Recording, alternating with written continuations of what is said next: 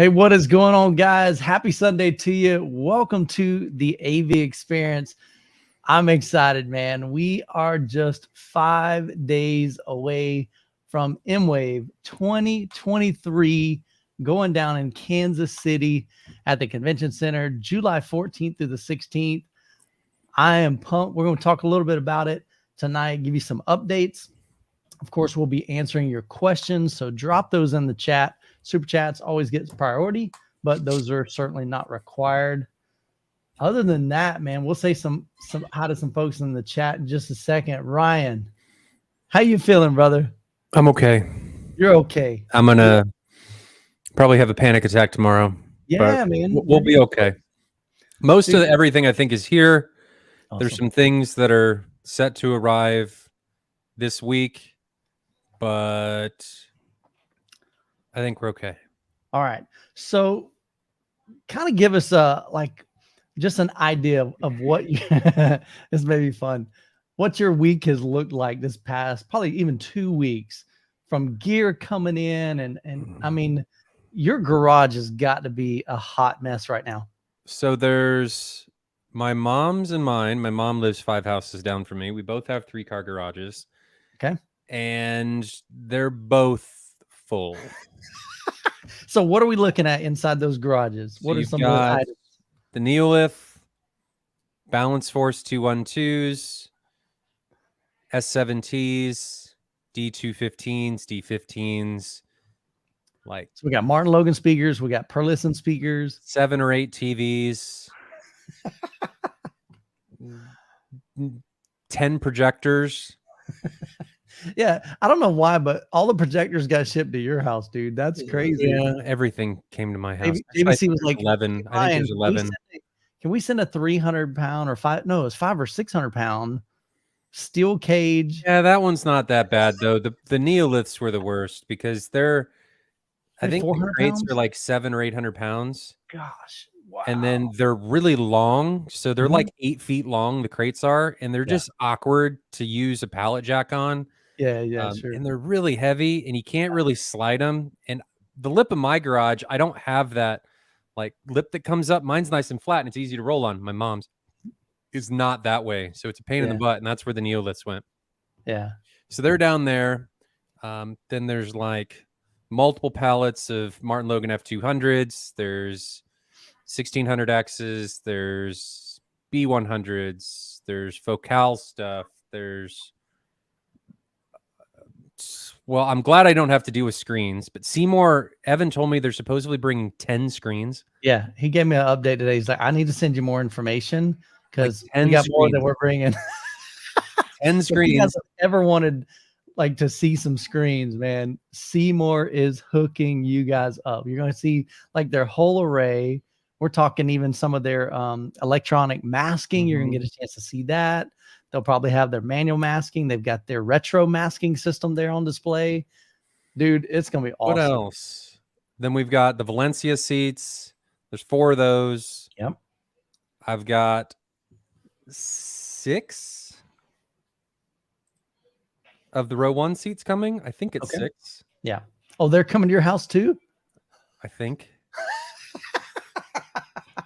Holy cow, man. So see, this is the stuff that you guys don't ever get a chance to see what goes on to make Michael gets to see me have panics because it's just like endless amounts of stuff. And then I'm so glad that the community here in Kansas City is helping. Dude, they're awesome, man. Bob is helping test all of the stuff for the Rooming Cube room. Nice. He's got the AV Pro Edge switchers. We've got a full digital switching system this year that we can switch remotely, which is awesome. There's what else are we doing? A good majority of the bookshelf speakers were measured by Aaron. So not all of them got measured, but a good majority of them got measured for the speaker comparison. Yeah. There's what else is here? I know I'm forgetting something. Tomorrow I've got to go pick up shelves for the projector shootout. Industrial shelves this time, not Walmart ones. Yeah, these are like 200-pound shelves, like garage shelving units. And then there's last year we had these wasn't makeshift, but I remember we went to Walmart, we picked them up, and we're like, dude, this is sketchy. We got I'm not doing that again. I on decided here. I'm not doing that again. I went and got bigger shelves. Nice. And then I got to go pick up another TV tomorrow. Yeah. So cool. So speaking of TVs, there's some big TVs that are going to be at the show too, right? The two big ones, there's an 83-inch G2. Nice. I didn't do the G3 of the 82 because it's effectively the same TV. There's not really, it doesn't get the new panel that the 77 gets. It's the same panel. Then there's a 98-inch Samsung. I couldn't get the LG. We couldn't get it in time.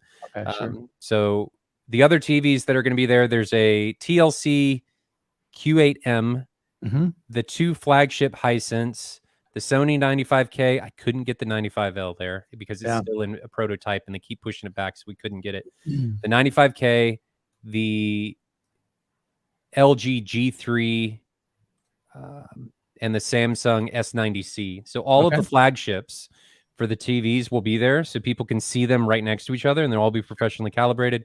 So this year, not only we doing the projectors, which we are doing like we did last year, but now we're also doing the TVs. So FOMO is going to have a good old time. Yeah. And then we've got Brian Jason, is going to be helping him out too. Yeah, Brian's going to be helping him out, and we've got Jason coming in from AV Pro Edge to help out significantly with calibration and stuff. Yeah, so FOMO and Brian from Brian's Tech Therapy, and I think his channel is called Whisper Status as well. I know he went by that for a while. So they're going to be doing a live stream during that. So definitely make sure we're going to try to stream it. Last year we set it up to stream to both FOMO and mine, and he forgot to check the little box to go live with So we'll try to get it streamed on multiple platforms. That way, whoever you're following, you can definitely follow along with that. But that'll be fun. And then I've got 500 feet of pipe and drape. Okay. Multiple truss systems.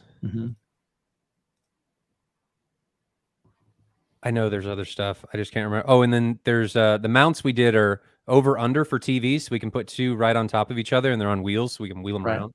So that's super nice. I'm sure there's other stuff that I'm forgetting. Amps. Bunch of Buckeye amps. Oh, and then I've got a bunch of Storm stuff here too. Cool. Storm sent me a pallet.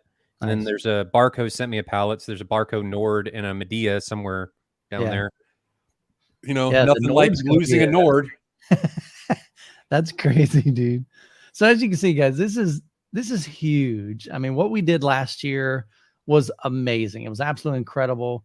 We were the only people that had all of the brand new projectors. We had the 3 from JVC, the 3 from Sony, the new one from Epson, and putting those side to side, head to head, and just inviting the world literally to come and join us for this event. We know other people do similar things like that, but typically it's just a handful of people. So we want to open this up to the community. And so that's the heartbeat behind this. But we're going to have some fun. We've got some killer demo rooms. I'm going to put this back up here. Let me go over to brands. I've been updating the brands today. So if you go to the brands page, like for example, on, I spoke to Jeff from JTR earlier this week. He said, oh, by the way, Michael, need to update the website because instead of bringing 7 Noesis 212 RTs, I'm going to bring 9. So he's doing that. And then he's bringing, I got him to bring an RS1. Oh, cool. For the sub comparison. Single sealed. The subs, awesome. We're doing an Arundel. And then we're doing the PB or the whatever, then we're doing the PB16. Yep. Which isn't sealed, but it's okay. It really has to be poured in order to keep up. And then we're doing the, what's the Klipsch one called? That is the RP1600. The RP1600. Then one of my buddies from he runs a home theater company here with me. Is he's bringing an episode sub. It's a dual opposed, I think it's dual 12s. So that'll be really interesting because episode is it's a dealer only. They're straight out of distribution. So you can only get them through dealers. So it'll be interesting to see how that one stacks up because nobody really does anything with them. Nice. And then there's one of the local reps is going to let me, I think, use an ELAC sub. I don't know which one it is, and then Velodyne. Nice. So we'll have all those. Kyle is working right now. I invited him on the show. He's like, dude, I'm working till 10 tonight, but appreciate you stopping in. Kyle is playing a big role. He's bringing tons of. Oh dear. Maybe he accidentally hit leave studio instead of some other button, but now I'm big and everybody's just probably focused on my head because I don't have a hat on and I'm bald. Sorry There's Michael again. Did you hit the wrong button? I hit the back button. I was trying to go back on the browser on the other tab. Ended up doing on StreamYard. I'm like, I hope I didn't just cancel the live stream since I'm the host. Well, I've done that. You know, I've done that. It happens. It happens. It happens, and I'm the only guy that's done it. Yeah. So this is what I was trying to do. So let me put this back up here. All right. Let's see what else, man. There was other stuff here. Yeah, you guys saw me like working on the website, which is I just crank it out, man. That's what I've been doing all day. Let me go back to brands. Who else? So, Seymour, like you said, Seymour is bringing me, not bringing me, they're giving me some extra stuff here. So I added, they're going to be bringing a ton. And he said, Michael, I've got even more that we're bringing. They're doing their electronic masking. They're doing, like I said, their retro masking system. I went ahead and added in their room here. They're going to be kind of combined in the room with a bunch of other brands. So they've got, no, that's not JTR. I put the wrong thing. So we're just going to fix it tonight. Yeah, Seymour's also exhibiting in the JTR room. Okay. That was right. Okay. All right. So I'm second guessing myself. Screen. Yeah. So down below, this is what I was thinking. So their main room is this system right here. So they've got a huge per listen system, 7.4.7. We got 7 subwoofers in there. Ton of their great speakers. I think it's actually classified as a 774. Did I say it wrong? Yeah, you're right.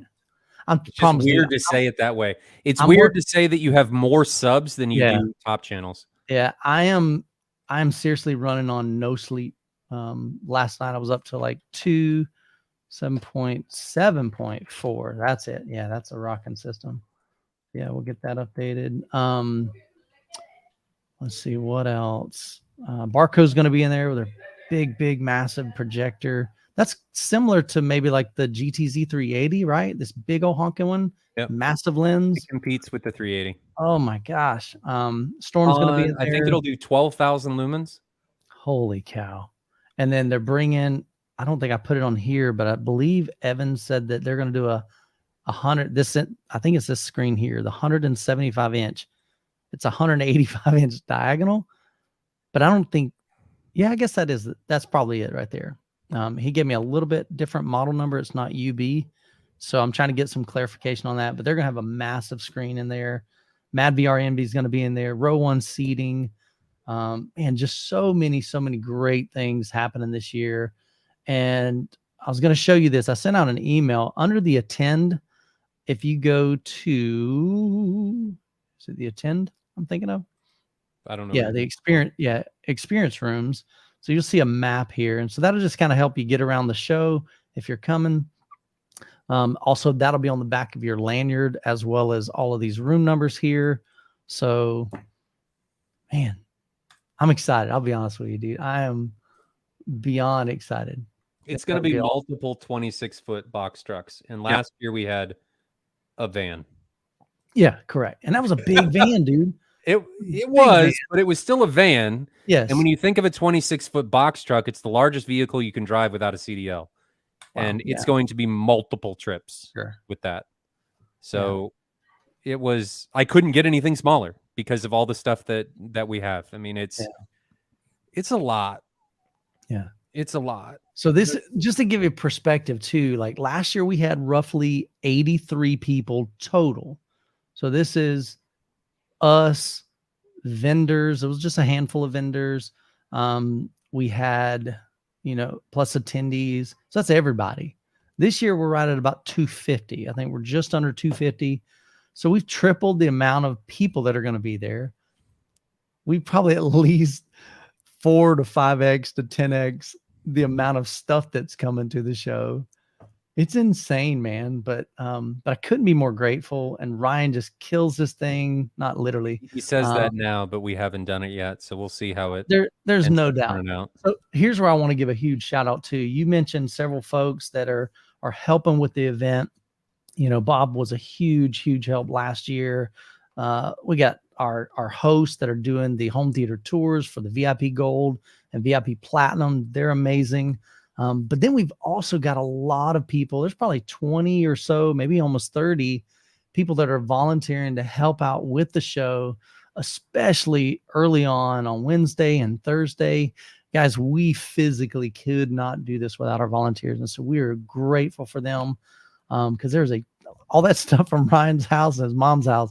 We got to get that to the show, brought in, set up. We got pipe and drapes to set up. We got all that stuff. So to my volunteers, man, I'm already telling you, thank you. You're amazing. And it's just phenomenal. So anything else you want to mention about the show? While he's thinking about that. So if you haven't gotten your tickets, so. You can still get them, MidwestAVExperience.com. If we run out of lanyards, like I bought 250 and they keep coming and coming. I'm like, man, do I need to order some more? So worst case scenario, you may not have a lanyard, but I'll print them at Ryan's and we'll just stick them on with some duct tape or something. Duct tape? Yeah, man. Just right there. We can probably go buy some lanyards. We'll figure it out, man. Are you flying in Tuesday?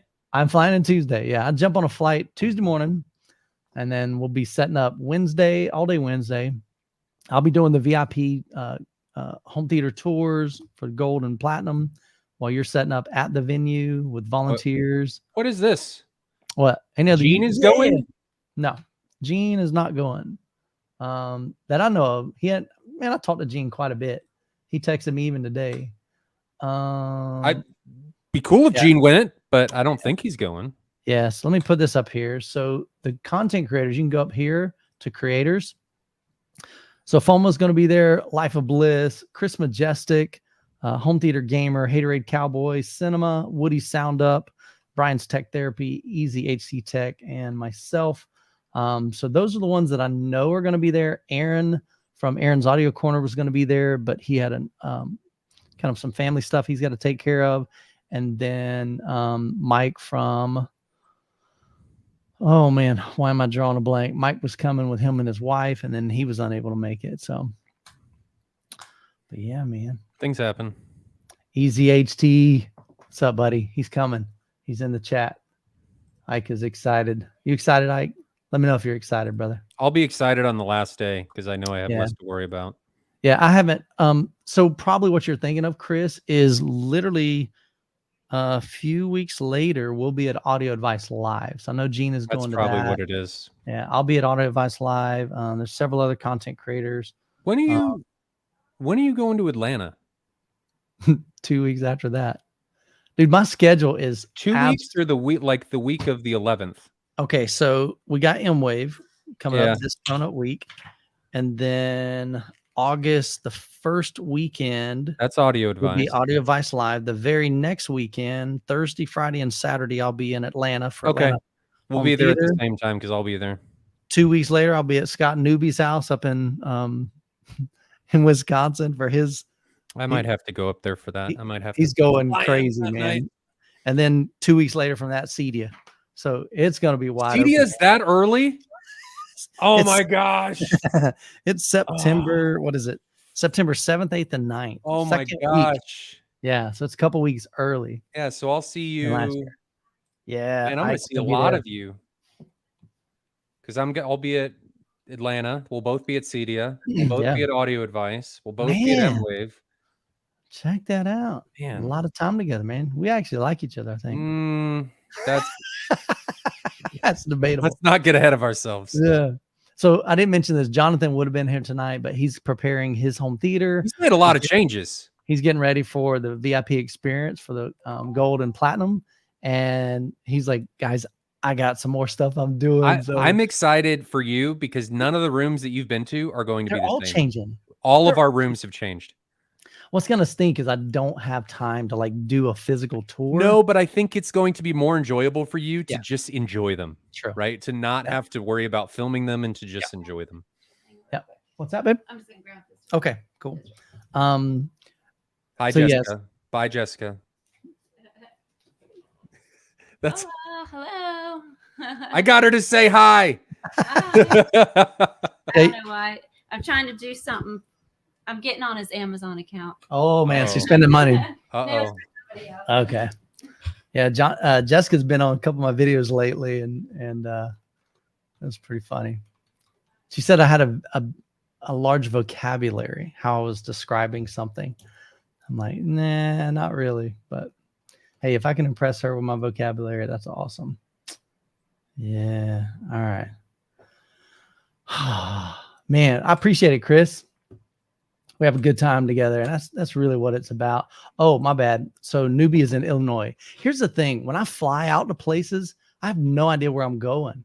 Like last time Jonathan took me around in Kansas City. I don't know where these places are located. I didn't learn until this year when I actually drew up a map of where the home theater tours. I'm like, holy cow, they're like, that one's way over here, and then this one's way over here, and this one's way down here. And I don't know where I'm going. I just ride with people. So Could be going to his death, but he doesn't know.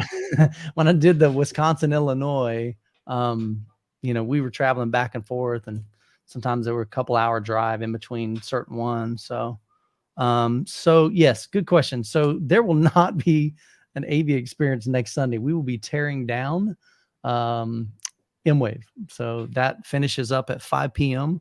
We may do something really late from my house. No, we might could do that, but it won't be at 8 p.m. Eastern time. No, we won't be done yet. Yeah, so we might can have some fun, but as of right now, like the normal time, we definitely won't be able to do that. So, but yeah, man. So if you can't tell, man, I'm excited.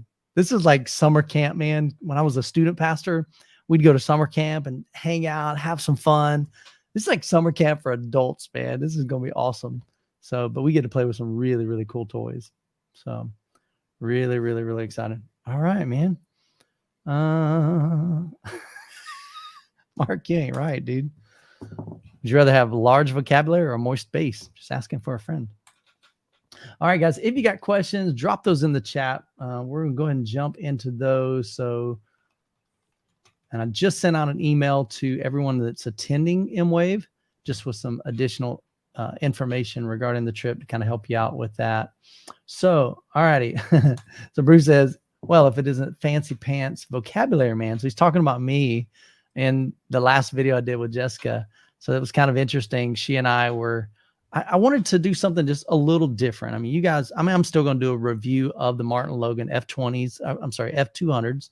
I've got the whole system in the new Martin Logan Motion XT. Dude, they look awesome, dude. They sound great. But it was cool because I was like, Jessica, she normally doesn't do this. But I'm like, hey, come here. You want to listen to these? I just want to get your opinion. And then she was telling me stuff, and I'm like, can I just film this? And she's like, yeah, that's fine. I was like, cool, because this will just be something different. So I did a A/B comparison. She didn't know which speakers she was listening to. And I was just, swapping them. She was looking at her phone while I'm swapping her. She'd go do laundry, and I'd change them real quick. And so she would just listen back and forth. So she shared her experience with that. And so where that comment's coming from is I said something and she was like, man, you got a great vocabulary. I'm like, no, that's not me. But all right. So that's where that's coming from. Steve, man, honestly, we can rock out with our sound systems. We're doing great. Thank you, Mike. Steven, appreciate it, man. SRW 1000. Now that Dirac Art has been out for the Storm for a while, has Ryan had any experience with it through his own use or with a customer? Great question, man. I haven't had time. So Ryan, we had discussed the possibility of having an art demonstration at MWAVE. Is that be there? Yes. Is that going to happen? Art will be there. Super cool, man. And is art. Is that in the listen room? Yes. Okay. So art is also probably going to be in my room. We'll probably have some time. Okay. Because we do have some time, like on Tuesday night, on Wednesday night, on Friday. We have downtime? Sometimes. To do, because I know Matt will probably want to do some stuff from Storm and do some calibration. So he usually jumps on that. So we'll see how that all goes. So it should have it in my room on Thursday, and then we should have it on at MWAVE, or we will have it on at MWAVE. All right, somebody's calling me out here, man. Bruce, what the heck, dude? Use the word melodical, which actually isn't a word. So I'm trying to find out. Is it real? Oh, melodic is a word. I just added a AL to it. Sounded cool. Melodical. That's why she thought it was fancy, because she had never heard the word. Too funny. Thanks for calling me out to the world. I appreciate it, man. All right, Ryan, if you'll grab some. I'm watching for them. There haven't been very many. Okay, perfect. If you got questions, drop them. Chris Contras, you may be better off renting a storage unit close to the convention center. Would that be easier or harder? And security. You still got to get it there too. And I still got it. So then every time I would take a delivery, I'd have to go down there. And it's just, it's a pain in the butt to have it here, but it's so much easier. And the vendors really appreciate having access to it and knowing that they can ship it early and not have to. It also saves them a ton of money. Yeah. Because if they ship it to the venue, I think, then they got to pay to have it stored at the venue. Is that usually what happens? Yep. Yeah. So trying to help them out as well. So Ryan's hair. Oh gosh. Ryan's hair blew away with all the audio testing. It's either that or stress. I'm not sure. No, I just wanted to get rid of it. I've been wanting to get rid of it for a while, but my wife has really wanted me to hold on to it. I have no idea why. Yeah. It just makes you more aerodynamic, man. So when you're running through the halls, because the convention center is huge. So when you got to get to this room to that room, you'll get there faster. Well, I was losing my hair and I didn't want to hold on to it. And I don't want to be one of those guys with like a bald spot up here and then hair around the sides. And she didn't want me to get rid of it. And finally I had to put my foot down. Like, my hair, just let it go. Dude, there was a guy today that called me out. I didn't even see the comments, but Tristan sent me a screenshot of it. And he's like, check this out. And he was saying, he went off on like, dude, I don't know why you comb your hair over, whatever, blah, blah, blah. You have hair.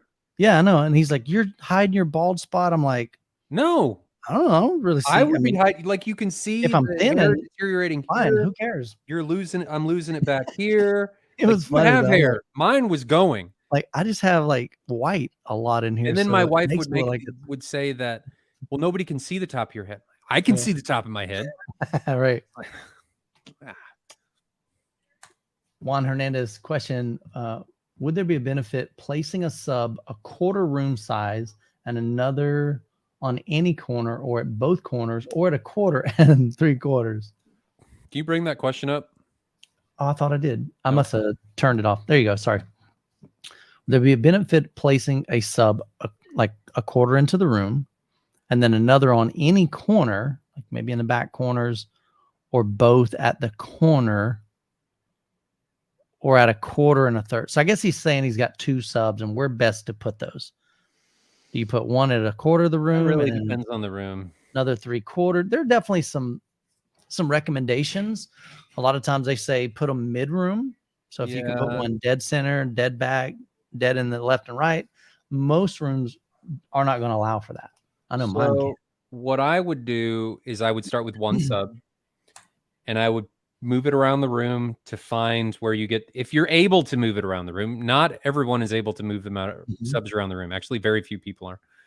Move it around the room to find where its frequency response is best. And then add the second one and start doing compound measurements with both of them and see where you get the most and the best frequency response. So ideally, when you add another sub, the summation should just increase, right? Yeah. You want to see as much increase as possible. Now, there are times where you're going to have like mostly increase and you may have a little bit of a decrease somewhere.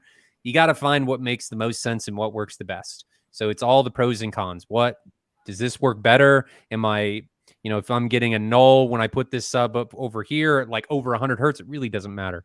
So you just got to figure out what makes the most sense and what summation is the best for your scenario. But start with one, get it where it works best, and then move the other one around and find where it works best. and then EQ from there, if you're able to do that. It's just a process, man. A lot of times it's trial and error and measuring and remeasuring and moving and adjusting. So, or you could just be lazy and add 4 and be done. But well, technically you could still add 4 and they could be out of phase or time alignment out of whack, and you got nulls. Then you got EQ, but yeah, I know. Yeah, but bottom line is there's some work involved. So, but work it. Bliss, he says he may have to work something out next year. Help you out with storage. Use that storage unit. That would be a good idea. Except then you're having to deal with deliveries, and I don't want to put that on you. It's Kyle's awesome, man. I think as this thing grows, he's gonna have a much bigger part. So I want him to, though. What's that? I don't want him to. I do. I don't like Kyle. I'll be glad to help. Let's see. All right, there was something I saw too. Okay, yeah. So Johnny E asked a question about MWAVE. So on the website, he says, "What happened?" I don't know. That's weird. It's not bringing it up. Let me try to reshare it here. Sorry about that. I just had a blank screen. That should, okay, there we go. So each day starts at 5 p.m. and we'll run till 9 p.m. that night. The last day is a little bit early, so we'll finish up at 5 just so we can tear down and get everything set up or put back in place. How about that? So this is the schedule. It's not necessarily a tentative schedule. It's just not a super detailed schedule. And part of that reason is last year looks a lot different than what this year looks. Last year, we were very, for lack of better words, it was very structured in the sense that from this time to this time, we're all doing this, or we're splitting you up into 2 groups. And while one group is doing this, the other group's doing this. And then at this time, we're going to switch groups. As this thing continues to grow and we now have 250 people there, you physically just cannot manage people like that. And so we've intentionally just set up the show more like what you would experience at other trade shows, where you just have total flexibility to enjoy what you came there for. If your main desire is to really, really listen to this set of speakers and this set of speakers, because maybe that's what you're considering for your own home theater, we want you to have that flexibility. If you get hungry and you want to go grab some lunch, go grab some lunch, even if it's 11 o'clock or 4 o'clock, whatever. You make this thing what you want it to be. But pretty much all of the demos, all of the experience rooms, they're just going to be going, and you just come and go as you want, hit all the rooms. You're going to have plenty of time over the 3 days to be able to get access to all of those. It kind of brings up a good question. I think you and I briefly talked about it, but what about those things like projector comparisons, maybe TV comparisons? Are those somewhat at certain times, or are they just kind of going on all day long? Whole time. Okay, cool. So they could technically get a little bit different experience, possibly, if they came one day than another day, maybe, because you might have different models that you're comparing, or no, are you kind of doing like a schedule? Nope, should be the same all day. Okay, cool. Super cool. Should not matter. Awesome. All right, Johnny, great question there, man. Chris Contras, Michael, you need a video of all this equipment in Ryan's garage. So I'll probably do like some shorts. That would be super easy for me to do, to be able to just, what's nice about the shorts is they're just that.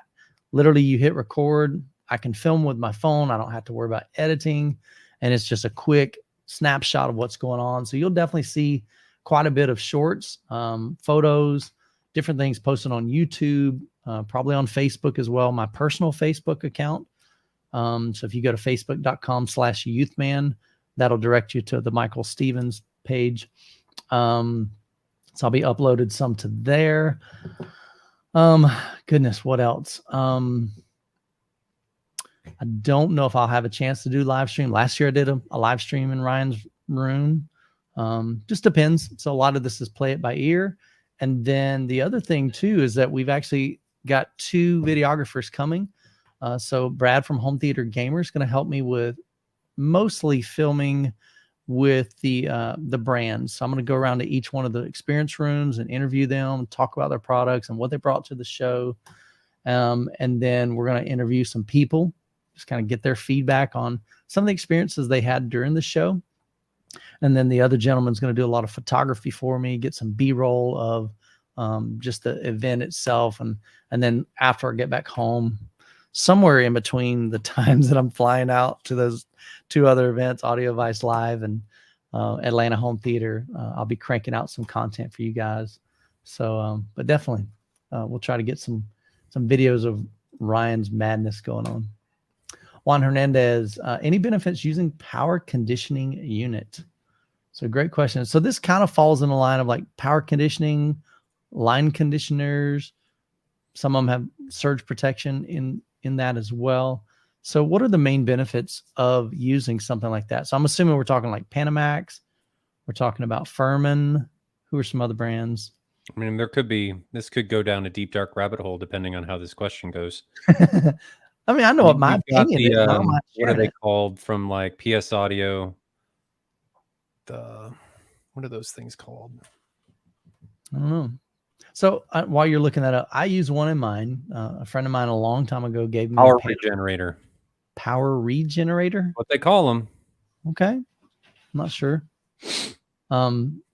So to me, the value of that is, to me, it's, like I said, it's a surge protector, high end one at that. I mean, the one I've got originally retailed for like $1,000.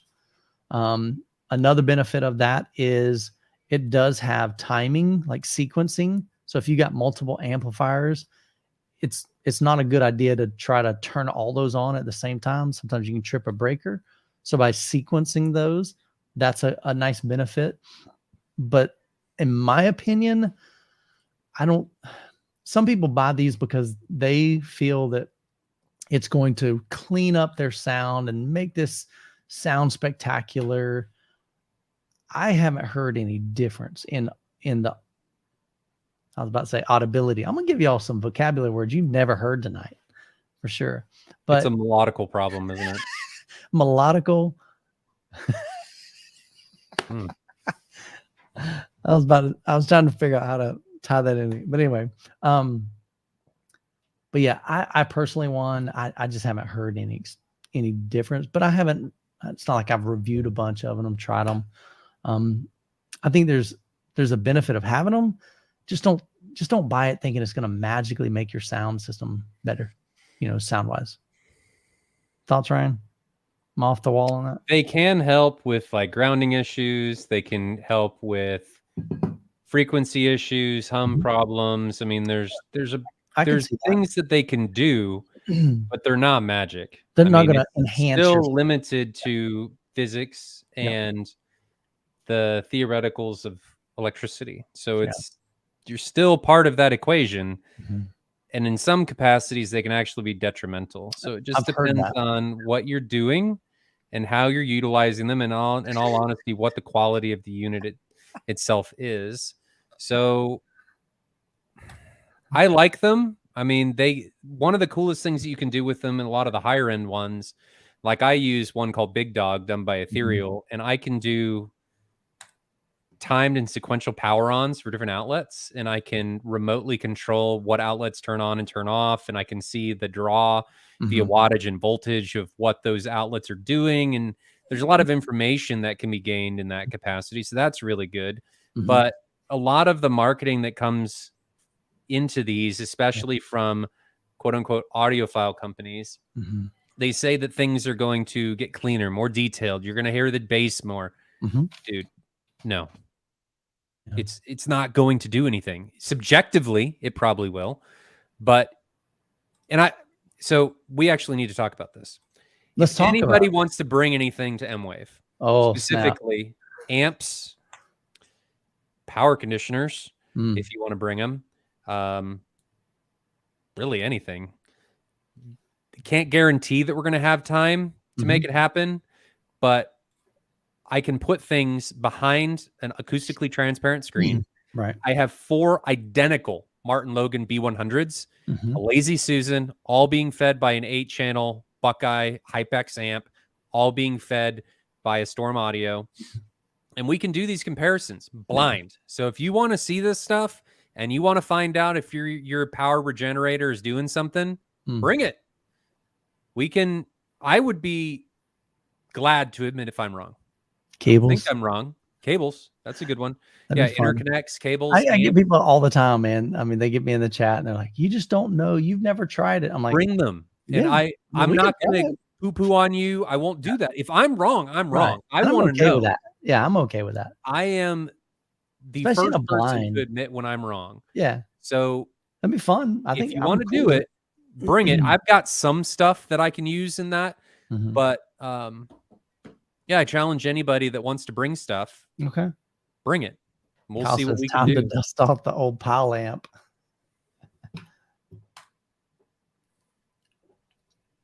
All right, go back up here. Good question though, man. So Johnny E, Ryan, you need a public storage room. Is your wife going to kill you? That's a lot of stuff, brother. Question, Youth Man and Ryan. We have a black diamond screen at MWAVE.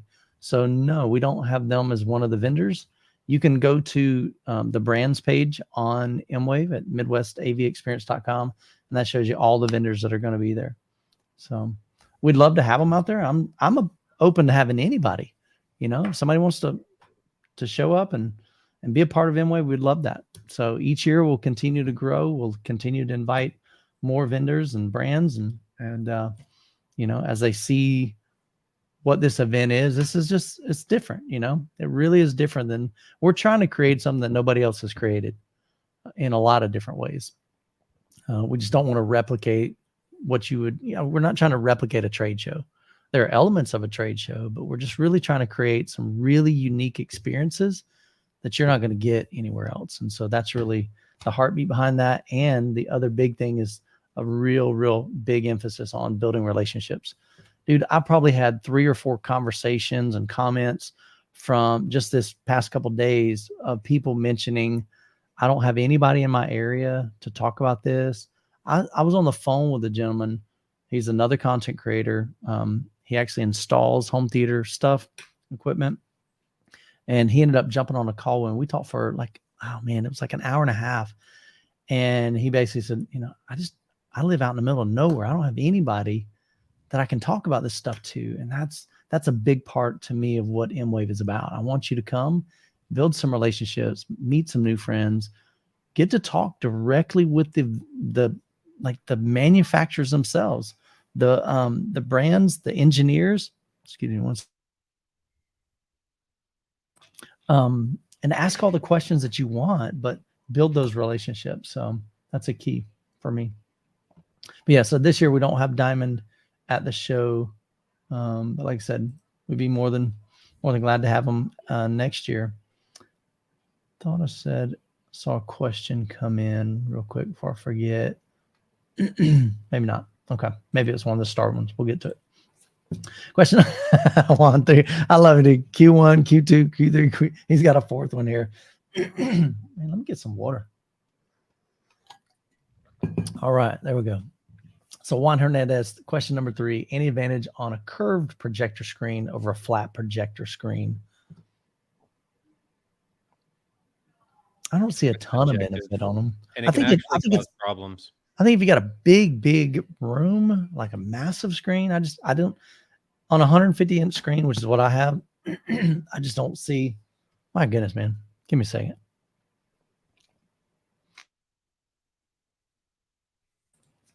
All right. I'm losing my voice. Maybe it's because of all the excitement earlier, man. I'm not used to like getting that hyped up. But so you mentioned that it possibly could cause some issues. What are you talking about? You're going to have distortion issues from the physics and physical placement of the screen, because part of the screen is going to be closer to the projector than other parts of it. So you're going to have some uniformity problems, and it's just going to be not ideal. Now, some people really like it, but you really need something like certain anamorphic lenses or a madVR NV in order to make that work. Yeah, well, SRW 1000 said that. It said back in the day, you know, when you had the old anamorphic lenses, that was a good way to help fix that. Is that the barrel distortion that they talk about? No, well, that's no, it's different. It has to do, the barrel distortion is going to be generated by the lens itself, depending on what the lens is. But The distortion that you're going to see on the screen is due to the curved nature of the screen itself. Yeah. And then, how do you fix that? I mean, is it keystoning? Is it something different? Is it? Most projectors can't fix it. So, yeah. I would do a flat screen. I don't see many people designing theaters nowadays with curved. Some people love them, but I'm not one of them. Yeah. Question number 4, advantage and disadvantage using a DIY coax cable for subs. Shouldn't matter. I think if you know how to, know how to build it and do it. Yeah, 100%. Yep. All right. Good question. So Cam, question, it says, do kids need a ticket? How old are they? I mean, we didn't really specify this year as far as if they're 18, yes. I mean, here's the deal. If you got like your 6-year-old kid, no, he definitely don't need no ticket. Maybe reach out to me, just shoot me an email or drop it in the chat. Let me know. And we can go from there. So, Kellen, what's up, Kellen? Good to see you, man. He says, what has changed personally in your room, Ryan? You've had quite a few changes. Since last time you've been here, which would be, when was the last time you were here? Last MWAVE. What has changed? Where the acoustic treatments were up. Yes, you had acoustic treatments. The acoustic treatments are in different places. Your ceiling speakers, I think acoustic treatments are in different places, so they're not in the middle of the room anymore. So those are in different places. There's more subs. Right. There's different subs. Right. Back to the old couch. Back to the old couch. The table's gone. Okay. The near field sub's bigger. There's 5 more speakers than were there before. The 6 top channels are all bigger. Yes. Different amps. Yeah. It's a manual EQ instead of using Dirac. It's what else? What else has changed? The NZ9 was here last time. Yes. NZ9 was beautiful. But for most of the guys that are here that have seen the video on my room, that was using piddly LG. Oh. That was embarrassing, man. I love LG TVs, but that projector was not great. It had to have been a bad unit. Yeah. That was poo-poo. It was for poo-poo. Real. We did not. Melodical. We could not. Yeah, it was melodical poo-poo. It was bad. Oh, that's an interesting concept. Melodical poo-poo. I don't know if there's anything else. I'm changing the lights. Yeah, you said you were doing that today, I think. So my lights now can sync with the music. Oh, cool, dude. Yeah. So for anybody what brand did you go with? The Govee? I went with Philips Hue. Okay. So for anybody that doesn't know, and you saw this last time, I have LEDs on the back of my electrostatic, so you can see through them. Looks super cool too. So now that I've changed the lights, because the last lights were like $5 from Walmart, and they were cool. Yeah. But these, I can sync with the music. They all sync with each other. I changed the overhead lights. So I got to go back down and work on that tonight. Yeah. But that's what I'm finishing up. The rack's different. I rewired the rack. Trying to go through my signal chain of what else is in there. There's an AV Pro Edge switch. Not that anybody would notice that. Did I have Kaleidoscape last time you were here? Yes. But we didn't use it. Wait, no. You had Plex. I don't think I did. Yeah, so you now I have Kaleidoscape. Okay. I think that's it. I say that's it, and I've like redone my entire theater. That's the whole room, man. Yeah. That's awesome. Super cool, man. A couple super chats came in. Appreciate it, Elliot Jacobson. He says, you mentioned that Jonathan was making some changes to his system in preparation for MWAVE this year. I'm curious what changes he is making. Some of those are physical things that were just kind of irritating to him. He literally moved his screen over 6 inches. It was literally a few inches. I think he moved his ceiling tiles. Yeah, but to move his screen 6 inches, I know, but I'm just saying, he had to shift the couches over.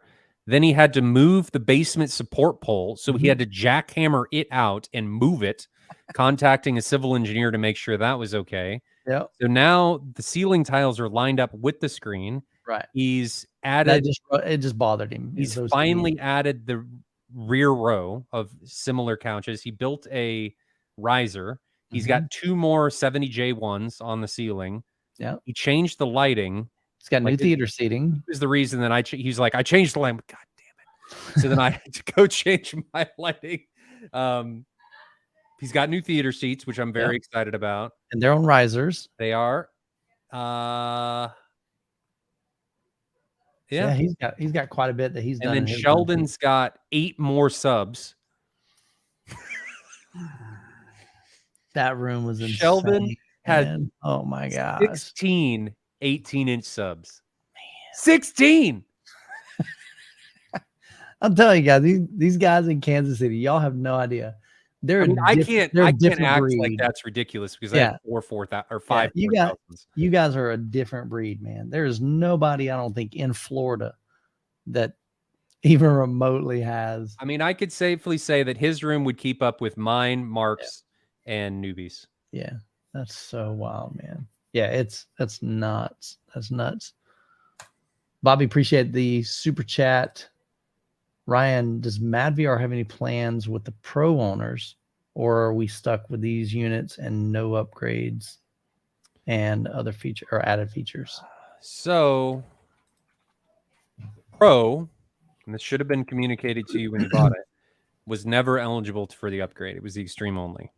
So the extreme is the only one that gets the upgrade path. And that should have been marketed. So that's how we market it to the dealers. So I'm sorry if that wasn't marketed to you.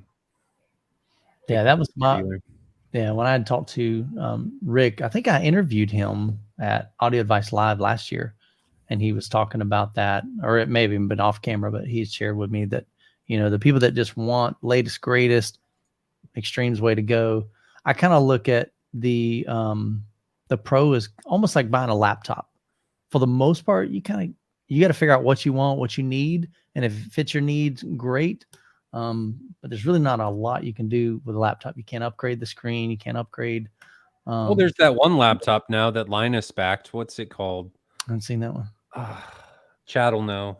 I don't remember what it's called, but you can upgrade everything on it. Really? All modular. That's cool. That's definitely new. I debated on getting it. It was interesting. The other one, I went with a Mac because of the audio calibrations and things, and it was just it was kind of a pain in the butt to transition to Mac, but now there's no going back. Yeah, I like mine. Is Ryan hiring? If you're in Kansas City, maybe. Where you at, Fred? I don't know where he's located. All right, let's go back here. Tazi says, does everyone have access to the used equipment for sale, or do we need to buy a ticket to the show? Great question. So initially, we just sent it out to my patrons, and we sent it out to, who was it? It might have been just patrons at first. And then as we got closer to the show, we opened it up to the VIPs and VIP Gold, VIP Platinum. And then we have sent it out, the list to pretty much everybody that was, of course, attending the show. How does that work, Ryan? How does what work? If somebody's not attending the show, if they wanted to buy something from the for sale, it depends on what it is. My advice is for you to contact me. Fill out the form. Fill out the form, contact me, and we're just going to have to see what it is. Yeah. Not everything is eligible because certain vendors do not allow me to sell outside of my region. So just contact me and we can see what we can do. Cool. And then some of them, they can't even ship. So if you're not coming to the show, like I know row 1, they said, hey, we're going to sell all 8 of our seats. You can ship it, but row 1's not going to ship it for you. He was saying like, that's not even an option. The way I understood I interpreted it as he's not going to pay to have it shipped. Well, I knew that that. It didn't include shipping. Okay. So I got the impression wants it shipped. Okay. Yeah. But they'll have to arrange all that. Yeah. And freight arrangements can be a pain. Yeah. And you got to do it before you leave. So, I mean, yeah. You know what I mean? It's like, you got to hurry up and do it in 3 days. So hurry up and get it done. Yeah. So Tazi, let me do this. I'll drop a link in the chat here. Well, and I'll say that if you guys are ever looking for anything else, don't hesitate to reach out. Worst I can say is I can't help you, or I don't carry what you want. I mean, I'm happy even to talk about what you may need. So if you guys ever need anything, even if it's not part of the show, I promise I don't bite. Just reach out, send me an email, shoot me a text, whatever works. And I'll try and do my best to get you taken care of. I'll drop that in the chat. So that's just the MWAVE deals. They're all open box. They're demo units. These aren't brand new units. So these are ones that they are bringing, demoing, and they just honestly rather not ship it back. And so a lot of the vendors said, man, that would be super helpful if we can get those sold at the show, and especially even before the show. So, but yeah, just shoot us a note and we'll get back with you. Another super chat. High Finest, appreciate the $20 super chat, brother. You're awesome. Says, I'm rocking my in-game 5.2.4 system with 800 D4s. Nice, man. And dual SB16s. I have an 8805A with multi-EQX. I have an open concept room with no treatments. Got to work on that, probably. That'd be great. Can you describe how you would set things up for the best experience? Wow, that's a big, open, wide question there. Treatments. That'd be the first place, because yeah, really, it's hard to set things up, because what you're doing without treatments is you're trying to fix problems that might not be there if you have treatments. Well, you're also trying to fix problems with more problems, which doesn't work. It's like having a relationship and thinking a baby is going to fix it. You're just creating more issues. Complex. Yeah. So even if you fix one thing with EQ, you're probably creating a totally different issue with that EQ. So it's really important, guys, treat the room first. That is the most important thing. The room is going to dictate virtually everything about your theater. Yeah. Video, audio, doesn't matter. I don't know why, but I've never seen hearts and love and hundreds over on the chat window. That's interesting. You can't see it, maybe because we don't see it on StreamYard, but I was looking over, man, somebody was going to town on it. I didn't even know they had that feature on YouTube. See, they're coming back again. Appreciate the love, man. But no, that's seriously great. So is there any other kind of tips that we could offer him? He's got multi EQX, so that gives him a lot of flexibility, more than what just standard Odyssey will do. And even the Odyssey app. What's that? Is multi EQX the app? No, so the app is like $20, and if I remember correctly, $200 one. Yeah, it's like 200, but I think they're even on sale now for 150. So that's good. It's more like Dirac in a way, it's just got more more granularity. Is that a word? Yeah. Okay. What's your video side? What's that look like? What projector? What do you have? Display? What TV? What are you using? Yeah. Screen? Are you dealing with ambient lights? What's your reflection situation like? What's your seating distance? I'd like to know your amps, because you've got a pre-pro. What amps are you running? What are those 800 D4s? Are those Klipsch? What is it? Or are those Bowers and Wilkins? Bowers and Wilkins, yeah. 800 D4s. I've seen like the 803 D4s. I'm not familiar with the 800 D4s. BMW. That's what it is. 800 D4. Let's see. Well, I think that's the new. Is that the new series? I'd like to know the efficiency of those. Can I see? Man, that's hard to see. I saw a screenshot on Audio Science Review.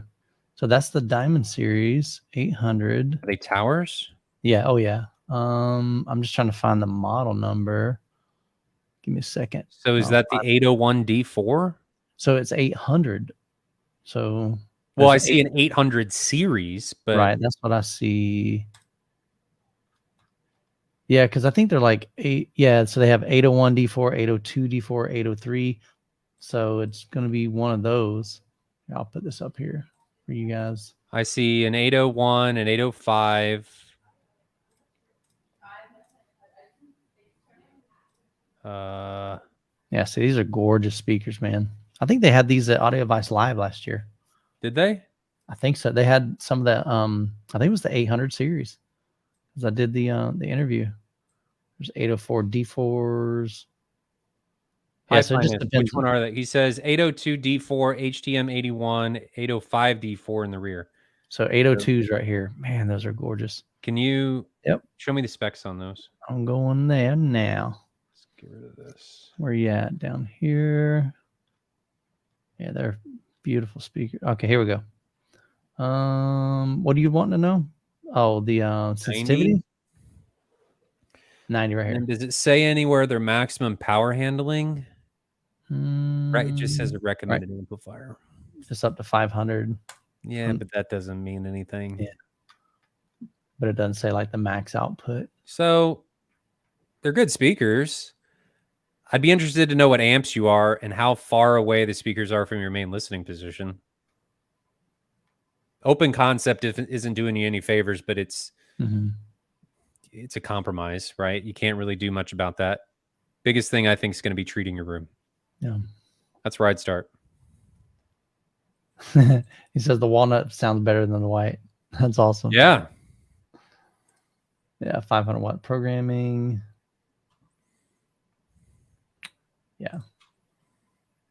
Just seeing your comments here. Yep. Man, he was hooking you up, dude. He was giving you all that. 89 dB. I think they're actually 90. Was it 90 or 89? Oh, well. Anyways, close. He's got a Michi S5. Oh, that's like the I'm not super familiar. S5. That's a pretty amp. Yeah, they look gorgeous.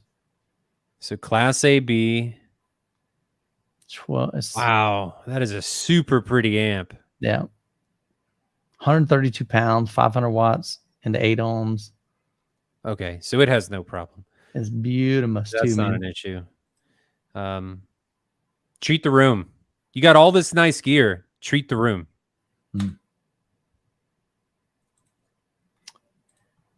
There we go. I was trying to show the Michi. That's a pretty amp, dude. Yeah. I'm not a fan of Class AB personally, but I think it's a really pretty amp. What would you rather have? D? Class D. They're more efficient. Yeah. And then, so think about that. I mean, that is so bizarre to hear us, like somebody saying, you know what, I'd rather have D over AB because that hasn't always been the case. No. Class D used to be trash. In the past couple of years, Class D has been making a huge comeback. I mean, I went from PS Audio, BHK 300, SEs to several other different amps, and now I'm on HypeX and Purifies. Yeah. And I think I'm in a better position than I was before. Yeah. I think. But that's not downplaying that Michi. I mean, that's a gorgeous amp. Beautiful. This is going to have a lot more heat with the ABs. Okay, here we go. All right, so Randall Bessinger says, I have an installer friend who may be able to attend Saturday. How late can you buy a ticket for that day? He can't come.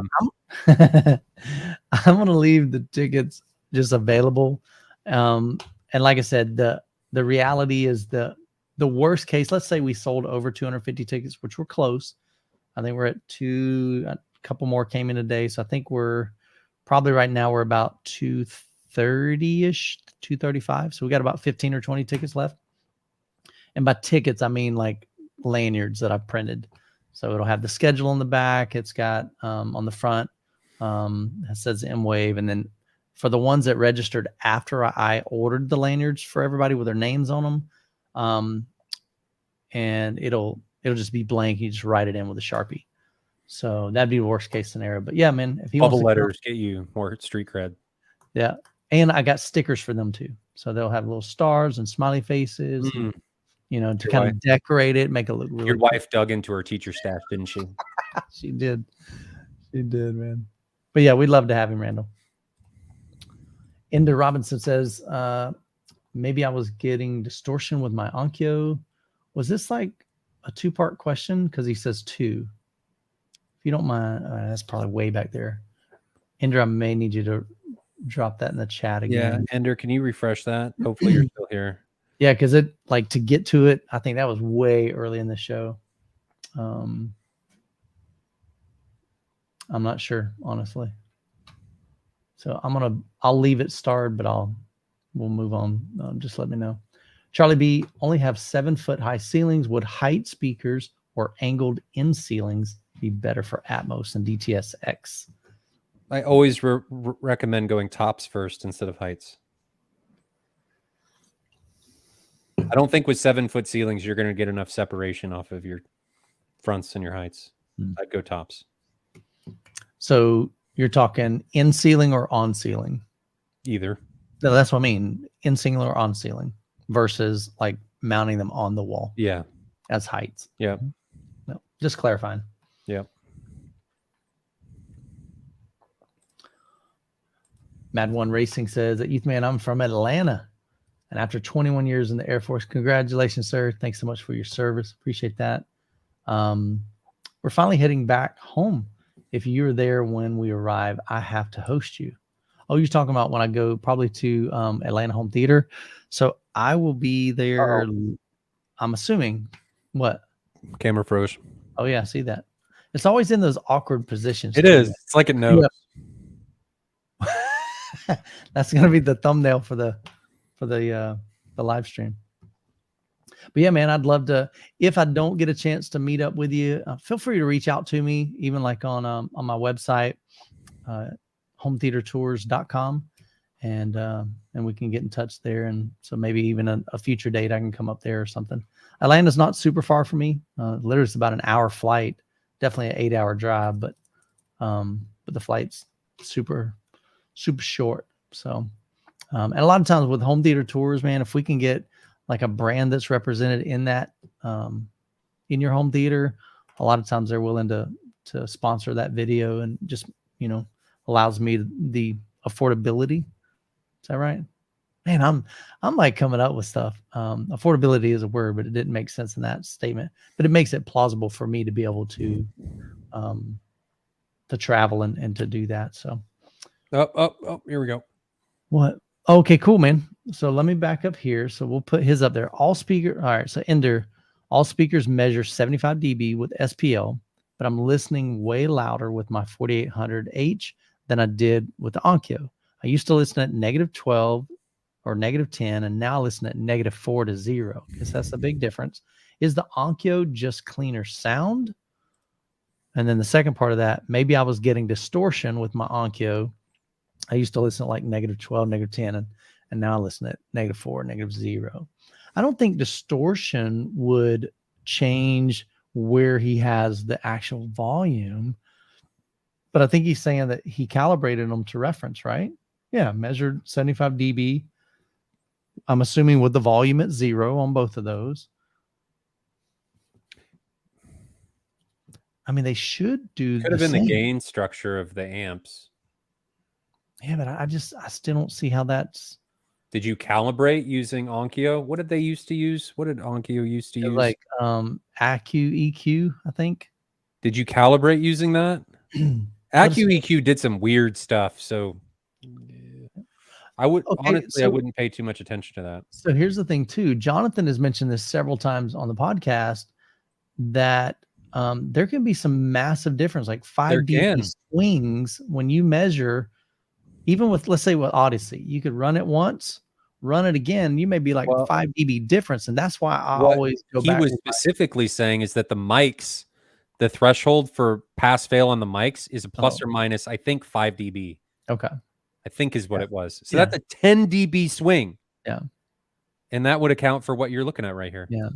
So I guess my question, Ender, is after you ran the auto EQ, did you go back with a physical SPL meter and measure both of those to make sure those were the same? Guys, go buy an SPL meter. They're not very expensive. $30, $40. It's worth it. It's worth it. Just go do it. If you got a calibration mic already, you don't need one, but just whip it out. Just whip it out. Whip out that SPL meter. It's so much easier than having to get a calibration mic out. Yeah. It's so nice to be able to do channel trims and stuff with it. And to be able to, if you know that it's on track, to be able to, if you get a good one, to calibrate your calibration mic to the volume that it's reading. It's just nice. Ryan, you have a super fan tonight. Frank says, man, that bald head, sexy. Just look at it. I got to get it tanned. Look how white it is. I know, man. Hey, come to Florida, man. We got lots of sun down here. Dude, I got tons of sun here. It's hot here, dude. We went out on a friend's boat the other day, and it was great in the morning, but then after a while, man, it got hot. So, Ender, I know you measured with SPL, but my point is that did you measure with an SPL meter Or did you measure? Is that what it told you using the measurement mic using Correct. the Onkyo? Because that was my question. You can have a plus or minus 5 dB, which would account for your swing. Mm-hmm. Joel Green, good to see you, brother. So Joel, we did a home theater tour of his setup a while back. He said, Michael, since you know my system with the new X8500 and RS2, can't do more JTR. What are your thoughts on replacing my old Klipsch RF83s with the RF73s? Great question, brother. So I have owned the original RF7s, the RF72s, and the RF73s and the RF83s. And so give me 1 second. I'm going to pull up an image here because I've got a photo of all of those. Perfect right there. Boom. That is man, you can tell resolution over the years has changed because that's like, I got to zoom in a lot. So it's not going to be a super beautiful picture, but put this up here so you guys can see what we're talking about. All right, so over on the far, or I guess on the inside would be the RF7s. That was the original 7s. They were really bright. I mean, like really bright. And a lot of guys, they would hear those back in the day and they're like, man, I hate the sound of that because it's like ear piercing. And I can tell you, those would definitely cause ear fatigue. In the middle are the RF72s. So when Klipsch went from the 7s to the 7.2s, those were much more refined. The top end got a little smoother, but it still was a little bit on the bright side. All the way to the outside with the 3 8-inch woofers, and the tallest ones, those are the RF83s. In my opinion, those have the least sound signature of Klipsch. And what I mean is they're super laid back. Like I could crank them like crazy loud and never once feel like they were, piercing my ears at all. I mean, they were just super smooth on the top end. And you can see, it's kind of hard to see from this angle, but look at the size differences between the horns. So that top horn is a much smaller driver. It was I think it was a 1 inch. I'm trying to remember. I think it's a 1 inch compression driver. And with the 7s and 7.2s and 7.3s, it's a 1.75 inch. And if I remember correct, it's either 1 inch or 1 1/4 inch. But either way, it's a lot bigger compression driver with the 7 series. So go back to his question. Would it be like a significant upgrade to go from 83 to 7.3s? So in my opinion, like I said, the bass on all 4 of those speakers, the 7, 7.2, 7.3, and the 83s, they're very similar. Like there's plenty of slam in all of those. So I didn't hear a lot of difference there. Even mid-range, I didn't hear a whole lot of difference. The biggest difference you're going to hear is in the top end. The 83s are really, really smooth. The 7.3s are the smoothest out of the 7, 7.2, and 7.3. So my question would be, I definitely like the horn on the 7s series better than on the 83s because it's a lot bigger, waveguide up there. And like I said, you get a much bigger compression driver. So I do believe that the 7.3s is definitely an upgrade over the 83s, but it's definitely going to be a different sound. So if you don't like a little bit brighter, I probably wouldn't go with any of the 7s because they're definitely going to be brighter on the top end. Now, you just recently compared them to another brand. So I did, yeah. So I have a video on the 7.3s, and I had Jessica got to do some blind A/B testing between that and the Motion XTs from Martin Logan, the F200s. Those are beautiful speakers, man. They sound good. I like both of them. And like Jessica was saying, she's like, I like the sound of both of them, but they're different. If you want better mid-range, the Martin Logans definitely have better mid-range. They've got it's a three-way crossover. It's got a dedicated mid-range driver. And I really like the sound of their Motion tweeters. That AMT is something else. It's cool, man. I'll be honest. So I definitely, and I originally, I guess it was about 3 years ago, I reviewed the Martin Logan 60 XTIs. gorgeous looking speakers. They were like a mahogany finish, and they sounded sweet. And I heard the same thing. I heard better mid-range out of them, but I'll be honest, I wasn't ready to let go of my Klipsch. I understand. So it was kind of like, yeah. But I always look back at that and go, dang, I wonder if I should have bought those things, because I really did like nice. I really did like them. Joel, my advice is listen to them. My other advice is shoot me an email. Joel, here's the deal. Just come over and listen to them, dude. I'm gonna be crazy busy, but you're not far from close to you. Yeah, I did a home theater tour. Well, I say close. He's not super close, but he's drivable. I mean, I don't remember how far he is. Probably hour and a half. Yeah, you should do that before making a purchase like that. Yeah. Go listen to him at Michael, and then shoot me an email, and we can see if we can put something together for you. So here's a cool, and I think I can share it now. That it's public information. But Joel has 2 twin boys that were starring in. I heard about this. Oh goodness, tell me the show, Stranger Things. That was cool, man. So they've got their own little. I don't think it's YouTube. I think it's more Instagram. So they got their own Instagram channel. So super cool, man. But Joel's a great dude. But yeah, man, seriously, hit me up. Like I said, I'm gonna be gone for MWAVE for the week, and then I've got 1 week in between there. And then I'm heading to Audio Advice Live, and then a couple of days in between there. And then I'm heading to Atlanta Home Theater. Then I have a week off, not off, but a week without travel. And then I'm going to Scott Newby's in Illinois, and then a week, 2 weeks, week and a half, and then I'm going to Cedia. So definitely going to be busy, but hit me up, and we'll go from there, man. But yeah, you'll be able to hear the 7s and the Martin Logans, and then you can kind of know what they sound like. So somebody brought up Jed, excuse me, brought up a good point. What pink noise were you using? Because built into the pink AVR noise that you use and what frequencies is actually utilizing can dictate the SPL that is actually being played. So it's really important that you use the same test tones for each in order to level match. If you're using different test tones, there's the potential for the SPLs to actually be different. And if you're level matching them, you're actually not truly level matching them. So it's really important when you do these to try and do like a third-party test tone. Spears and Muscle has some. There's some available online. That would be my advice. Use a third-party test tone instead of the one that's built into the AVR, and then do an SPL or level match that way to make sure that you're using the same and comparing them on a level playing field. Otherwise, you're just introducing variables that's never something you want to do. Yeah. Billy has a question. He says, will anyone from Massimo or Sound United be at MWAVE? So no, not this year.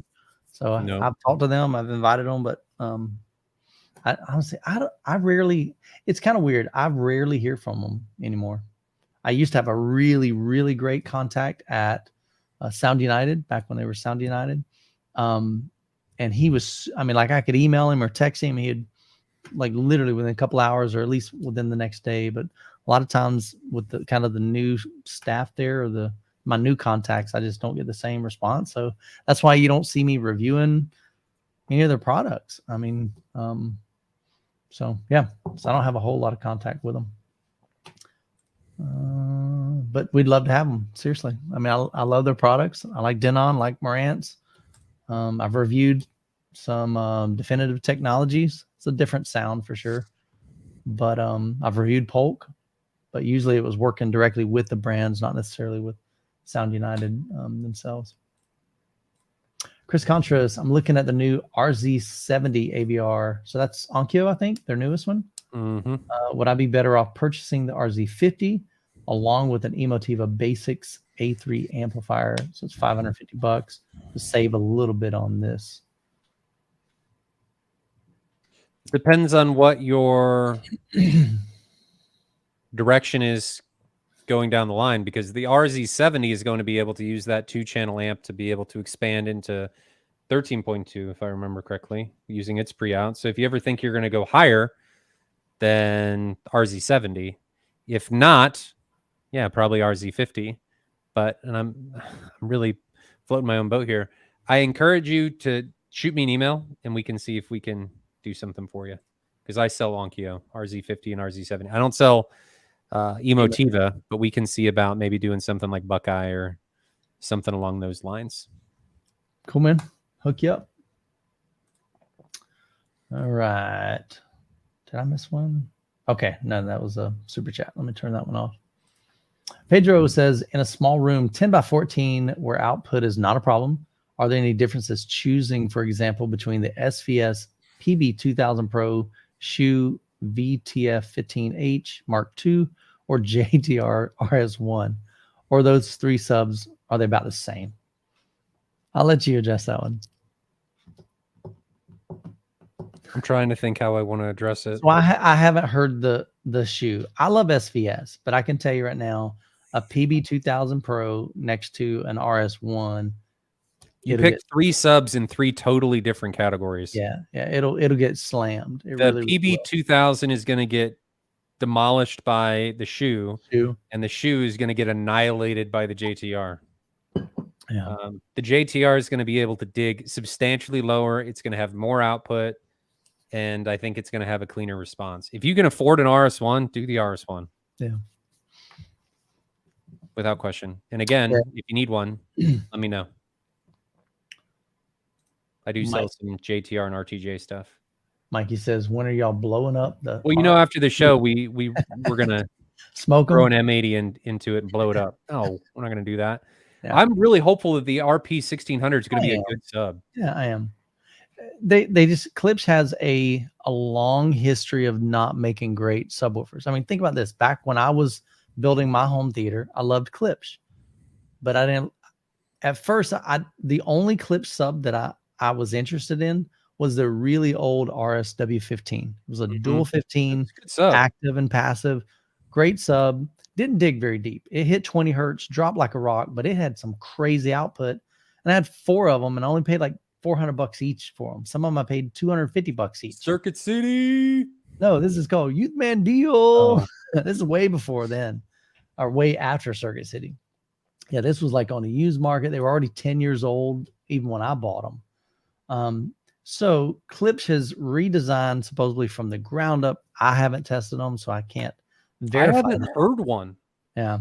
Like the new one. So I'm really excited to see how this goes. I'm just curious, because I mean, they're making some bold claims, honestly. It's a big box. They've got a great warranty. They're willing to back up, what they say with the warranty, which is great.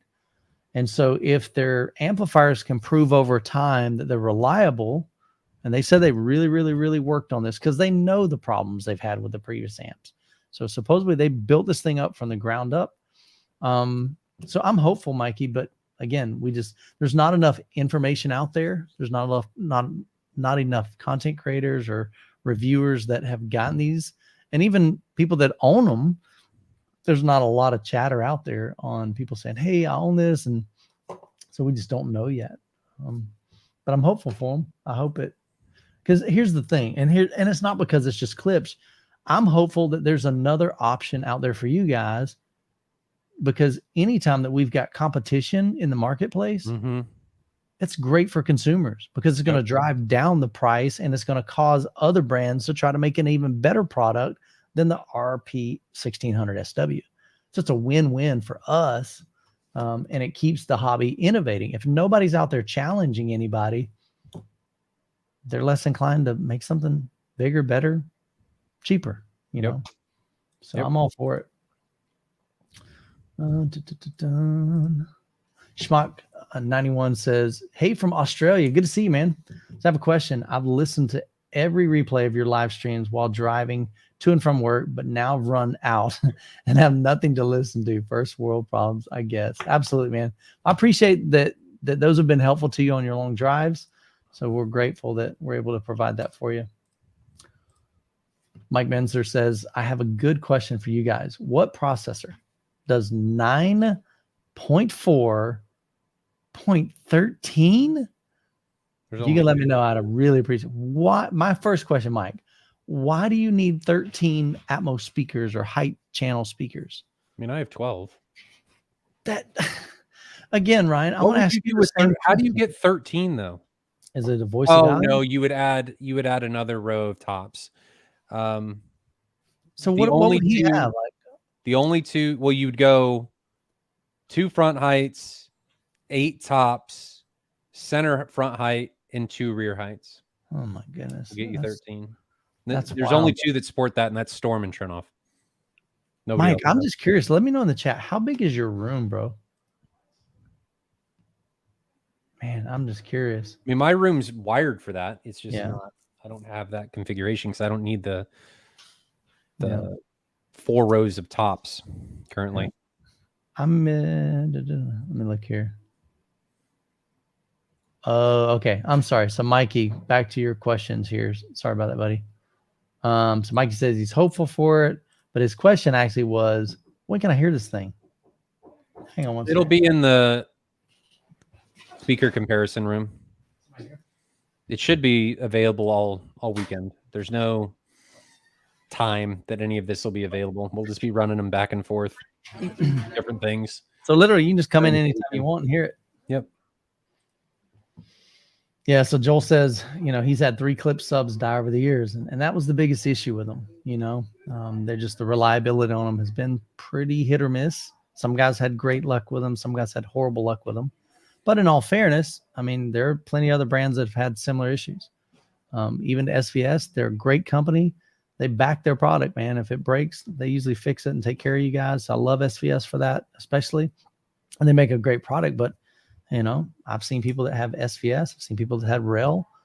I mean, the fact is, their amplifiers, they're inside a cabinet. There's not a really good way to dissipate the heat. And so heat can definitely work do a number on electronics. All right, keep looking at the chats we're going to go through here. Daryl says, I have an Epson LS12000 projector, which is a great projector with a 16:9 screen. Can I upgrade to an Anamorphic 21.9.1?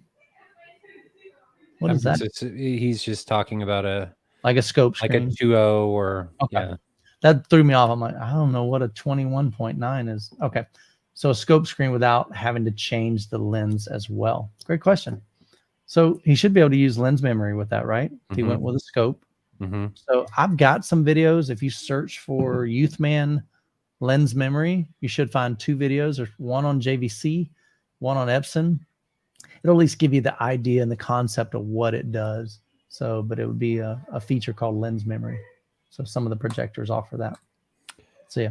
So back to that question, I think the reason a lot of people think it's not possible is because it's not native to, it's not a native aspect ratio to what the projector is putting out. Correct. You gotta, and this is difficult, I think, for everybody at first, is that you're gonna waste light in this situation because the LS12000 is a 16:9 panel. It's 3840 by 2160, which means if you put that on like a 235 or 240 panel, you're going to have spill or overscan on the top and bottom, right? So you're wasting light. You're going to lose about 20% of your light. Yeah. There's no way around it. A lot of projectors support blanking, so you can blank that and not be able to see it. But that's just how you do it. So you would fit to width, you zoom and lens shift so that the lens on the projector fits the screen to width, and then you have overscan on the top and bottom. And then when you want to watch 16:9 content, you would lens shift or use lens memory so that it brings it in and brings the top and bottom in so that they fit on screen, and now you have black bars left and right. It's just how it's done with CinemaScope screens. There's no way around it unless you're using something like an NV. And gimping, yes, you are wasting resolution because you're not able to use the full panel. But in all honesty, you won't notice at the distance of a main seating position. Your main counter is going to be the light loss. But even then, it's not hugely noticeable. If you went back and forth and saw them right next to each other, sure, you'd notice. But is it worth it? To most people, no. Yeah. Chris says it's the Ryan show again. Yeah, I keep having it. Had somebody come to the door. Apparently, my daughter's got several guests coming over. So then they were pretty loud. So I figured I'd just go ahead and shut the office door. Man, I'll be honest. This is so nice, man. Having my office now that I can close. Nice little place. We can do live streams, and I'm loving it, man. All right, I'm not starting any more questions after the last one I just started. Okay. Because I got to go back down and do lighting tonight. Yeah. I knew you were going to be busy. I'm like, hey, do you want to keep it to an hour? He's like, nah, we can go over if we need to. We can go over, but I can't like do a 3-hour stream. Trust me, I got stuff to do as well on MWAVE. All right, so let's crank these out. Can you talk about the new Klipsch subwoofers? Honestly, there's not a lot to talk about because nobody has them. I've got a video on my channel just at least giving an overview of them. But, I mean, I'm literally guessing at this point until I can get them in and measure them and all that. It's going to be really interesting to see. I'm really excited to hear them. And to be able to hear the Arundel, to be able to hear Elec, to be able to hear the Velodyne against the PB16, which most people know, and then put them all up against the RS1. Yeah. So we've got some Arundel speakers coming. So did you get a tracking number yet? I got them. Oh, awesome. Very cool. So he's got a pair of the 1723 monitor THX or THX monitors. You got the 1723 S2, I think is the model number. Is that the sub? Yeah, it's a sealed. Yeah, sub. I got that. And then Jonathan, they sent him a pair. Because here's the thing, literally every week, somebody on the dang show says, how does this speaker compare with the Arundel? And I don't have any. We have no idea. So I reached out to him and I'm like, and recently they became a channel sponsor. So I'm super pumped for that. So you'll see more of them and we'll be talking about more of them. But I said, hey, send me a couple of those to the show. Number one, that way me, Ryan, and Jonathan have some time with your speakers because none of us have heard them. And we get this question every single week. But I said, the other thing is now we've got an audience that would be able to hear them for the first time because it's not like they can go to a store and hear your product. So it's a win-win. So they shipped us a couple of those. So we're excited for that. So, but yeah, you'll see quite a few of those reviews coming in the near future as well. So Theodore Nobles, appreciate the $10 super chat. What are your thoughts on a motorized, acoustically transparent CLR screen from Vivid Storm? I need motorized AT screen that won't take too much from the audio. So by motorized, I'm assuming it'll drop down from the ceiling. I'm assuming he's not talking about masking. Vivid Storm. So I don't have any. Never heard of that company. I've heard of Vivid Storm. Yeah, there's a Vivid Storm. Oh man, I just had it on Vivid. What screen is it? VividStormScreen.com. Yeah, that's where I am. But what screen is it? Yeah, there's a bunch of like this one that I was looking at. It's motorized from the floor up, and it's designed. Motorized. What's this? This is $3,900. The one I'm. All right. My advice: if you want tried and true, one that is not going to affect audio, you have two manufacturers, in my opinion: Stewart and Seymour. And you do woven. Can you even do a woven fabric in a drop down though? I don't know. But even if you can't do woven, they have tested over and over and over again their screens in acoustically transparent environments, and major studios, including Disney, Sony, Apple, utilize Seymour and Stewart screens. So if you want one, that's the direction I would go. I sell both of them, both of their company screens.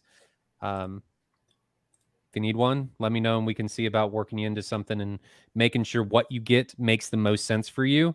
But in my opinion, I would do something from Stewart or Seymour. I've had experience with too many of the other brands, and there's a lot of gray area and there's a lot of not really telling the truth about what the manufacturer and the screen is doing. Stewart specifically, and I say this because it's one of their mission statements, it lives and dies by transparency, meaning what they tell you their screen does is what it does. And that's what they've been doing since the founding of the company. Seymour, I believe, does the same thing. But those are really the only two screen manufacturers that I would buy from if you're really, really wanting the best.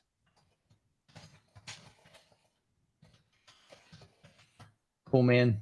Mike, appreciate you reminding me about the super chat. So apparently I skipped over one. from Mike. Let me go back here. Let me look at my starred ones. See, that's, oh, here it is. Yeah, so his was actually next. There was 2 more. So Gimpy, sorry about that. Oh, here's what I was gonna say. So Seymour's gonna have, let me just pull this down. I'll bring you right back up, Gimpy. Seymour's gonna have a bunch of these screens on display at MWAVE. So if you're looking at screens, here's a great place literally to see them right in front of you. They're going to have a bunch of different ones. And like I said, Evan told me tonight, he's like, man, we're actually bringing more than that. I need to send you an updated list. So it's going to be crazy. So Gimpy, appreciate the $5 super chat. I was gifted a new Apple TV 4K. Very cool, man. That's awesome. What equipment and specs do I need to use it to Plex stream my 4K HDR Dolby Atmos content? Do you already have a Plex server? If you do, nothing.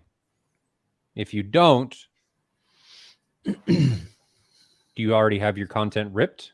I mean, the simplest solution is you're going to have to store it somewhere on your network, either on a PC or on a NAS, and then you just connect. You run the Plex server on that, and then. Okay, let's hit pause for a second. My understanding is Apple 4K doesn't support Plex, right? Yeah, it does. Does it? Yeah. For some reason I thought somebody said it doesn't support true audio pass-through. Okay, maybe that's what it was. But it supports Plex. Okay, for sure, because I use it. Okay. I digress. It does not support Bitstream, which is why a lot of people, if they're doing Plex, recommend use the NVIDIA Shield. Okay. So really all you need, if you're got a PC and you got content on it, just install the Plex server on it, and then sign into the same account on the Plex servers you've got on the Plex actual end app, and you're done. Okay. Maybe that's what I was thinking, Mike. He said it won't support Atmos in Plex.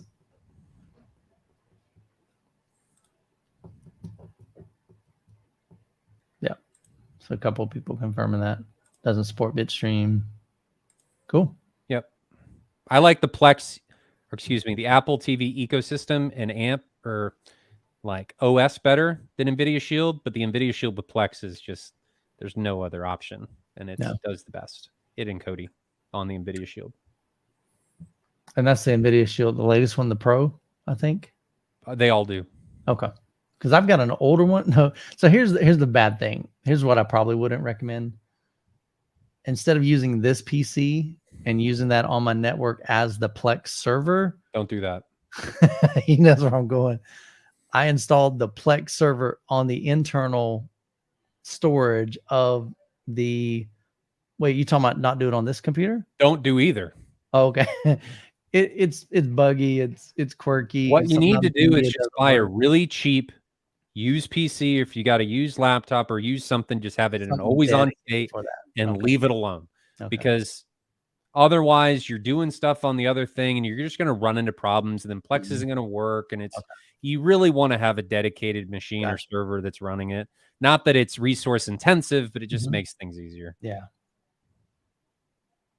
Yeah. Cool, man. Zombie, appreciate that. He said he just received an email regarding MWAVE and helping out. He said he physically can't help this year, but maybe next year. Absolutely, brother. Are you coming to the show? It sounds like you are. Well, yeah, if you got the email from me, you definitely are coming to the show, because I sent it to everybody that was registered. That was which, I ordered new shirts. You did? Cool. Not really specifically for Ascend or for MWAVE. I got you one. Okay, cool. Yeah, you asked me a while back. You're like, what size you wear? I got Nike Dry Fit. Really? Yeah, and they've got the Ascend logo. Nice. I redid my logo. Okay, yeah. I know you're working on it. Which I guess I should share, shouldn't I? Yeah, bring it up, man. Let me grab it. Turn this one off. I think it's this one. So you decided on the logo, the color scheme and everything? Yeah. Nice. Let's do this. Window. Yeah, Dane says transcoding can be very intensive for Plex, and it requires Plex pass. There you go. Oh, nice, dude. That looks rad. Yeah. So I think it came together really well. That looks super slick, man. Yeah. Tried to simplify it by still having the AV and then having the Ascend brand and stuff in it. So I finally got some shirts. What are you doing? I'm just playing with buttons, man. You do all kinds of stuff in StreamYard, man. You make big, and every once in a while I just like hitting them. So I ordered some shirts and got a Nice. couple people some stuff, but it says they'll be here Friday. Yeah. So I'm hoping they don't. UPS just told me, "Oh, your order's been delayed." It was supposed to be here on Thursday, so we'll see if it shows up. Will there be merch at the show? No, unfortunately. So here's the short version of that. I do the same thing with Youthman, like all my merch, which, I don't really push it or anything, but same thing with MWAVE. It's more just a convenience for you guys. If you want to represent, basically we just use a third-party company. They handle all the shipping. They handle all the printing. I went with a different company for MWAVE than I did with Youthman because I wanted to have some nicer shirts. I wanted polo shirts and like embroidery versus just a t-shirt. But we do have t-shirts as well on MWAVE.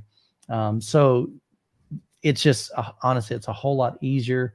And basically what a company like that does is they just send you like we're talking really small, couple of dollars per shirt that's sold. So it's definitely not a moneymaker thing.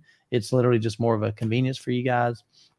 But yeah, if you want to pick one up, they're on the website. I don't know how quickly they ship though. I think what we should do is that we need to do batch orders. Like we should make a shirt and then have it available, and then people can pay for them. And then once we hit a certain threshold, we'll ship them all out. Not at the show, but it's something we should just do for in general. Okay.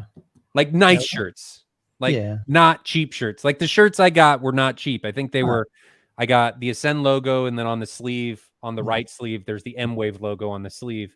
Right. And I think they were like $90 a shirt.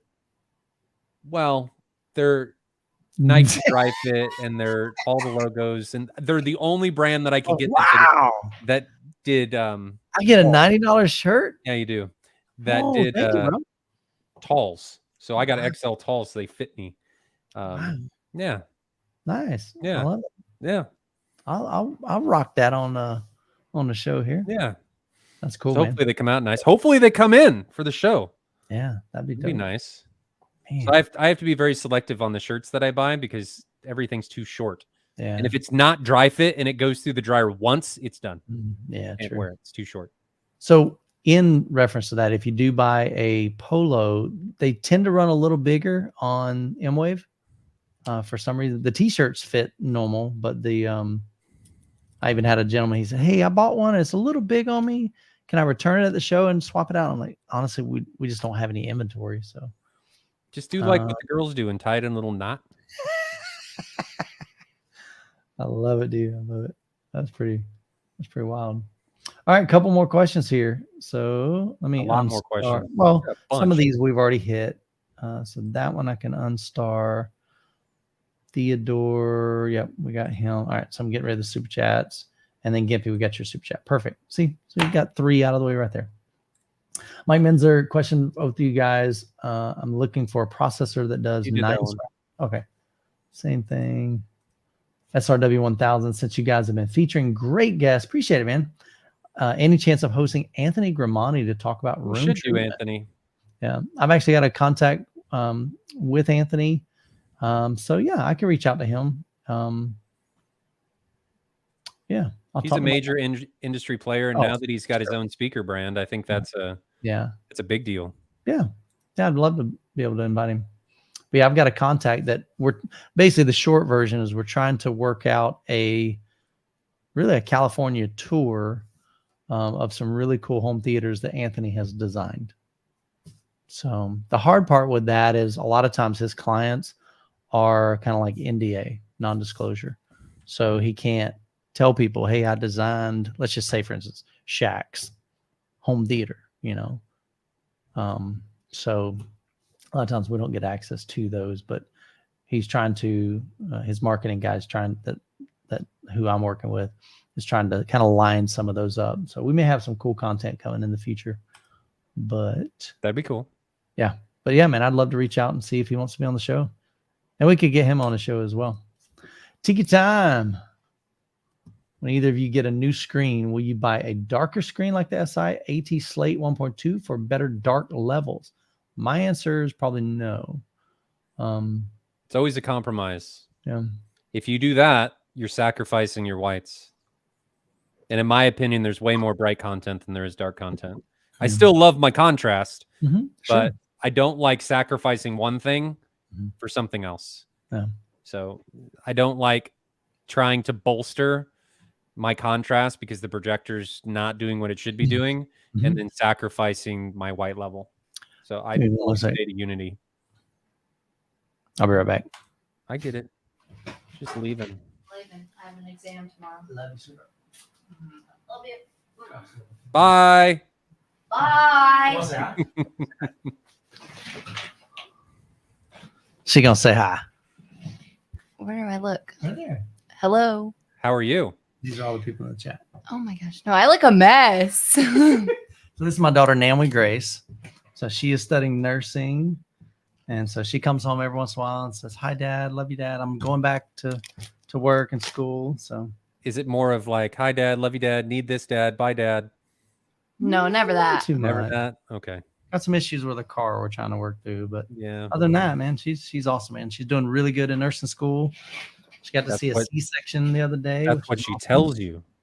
No, she's doing good. She's out of all four. I have to do well. I'm paying a lot of money to go to school. Fair enough. Fair enough. Yeah, when you pay for it, you work hard for it. So she's amazing. So thanks for popping in. Yep. Love you. Love you. See you, babe. Bye. Drive safe. Okay. Gotta love all my kids, man. They're awesome. All right. See, my wife wants all the kids to stay young, and I want them to get older.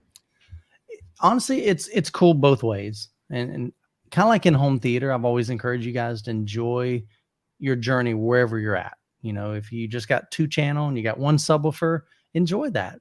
And then when you add the center channel, enjoy that. When you add Atmos, enjoy that. All that. When you just see those different, the process. And same thing with our kids. We loved them when they were young, but it was so hard because we had them back to back every 2 years. So we had 2 years, 2 years, 2 years, and then the last one was 3 years apart. So at one time we had like 3 kids in diapers, and oh man, it was nuts. But now it's cool too. I mean, I've got one, Jacob, he's married, has a son. So now I'm getting to experience him being a father, which is awesome. Got to keep Roman today. And then, Naomi Grace, she's now studying nursing. So I get to see her becoming this young adult. And then I've got my my oldest daughter, Rachel. She's hiking through the Appalachian Trail, 2,200 miles, and running into bears along the way. She sends me videos and it's like, hey, bear, stay there, bear. Don't move. We're just passing through. We're not going to bother you. We're just keep going, okay? And they just keep walking. And then my youngest is graduating high school next year. So, but yeah, man, enjoy that process. But yeah, so Tiki Time, I won't be pursuing a dark screen. I'm totally okay with a white. Into Robinson, what does the eco setting do on a Denon receiver? I have it off, but was curious what it does. Also, should I have the crossover set on my butt kicker? What is yours set to, Ryan? So the eco setting is just going to decrease the amount of output that the AVR is doing. Substantially. I don't like that. Yeah. Leave that off. Yeah. I want everything that I don't care if it adds more heat. I don't care if it does add more heat because eco off because you're generating more power. That's what I'm saying. I don't care if it does that. I do the same thing with my projector. I want that thing on full bright. I don't want an eco mode. I don't want to save hours on the bulb. I want to see it in all its glory. Same thing with an AVR. I want it to push out the wattage that it's supposed to. I mean, they're already struggling if you got 10, 12 speakers hooked up to 11, whatever. So what about the crossover on his butt kicker? How do you, what are my crossovers set to? I haven't gone down that route yet with tactile transducers. So I think they're set at 80. Okay. I'd have to go check. I don't remember. I think they're at 80. Good guess. Christian Beer says, what do you think about the RX 50? So that's the Onkyo. Kind of talked about the 70 earlier. I don't have any experience with it. I'm glad to see has one. You're going to see one when you come. I'm glad to see that Onkyo now has direct live. So that's super cool because their AccuEQ wasn't that great. I think they're fine. I mean, they're a good entry level. I mean, it's kind of above entry level, but it's a good mid-tier. Yeah, I was about to say, that's not entry level. Entry level is $500. Sheldon's had a lot of luck with his. Yeah. And really likes it. Cool. And uses it in his theater. So the our VIP gold and platinum will get experience that. Yep. Joe S., do either of you or anyone close to you have any experience recently with Arcam products, the AV41 or any of the 8K receivers? I have not. Yep.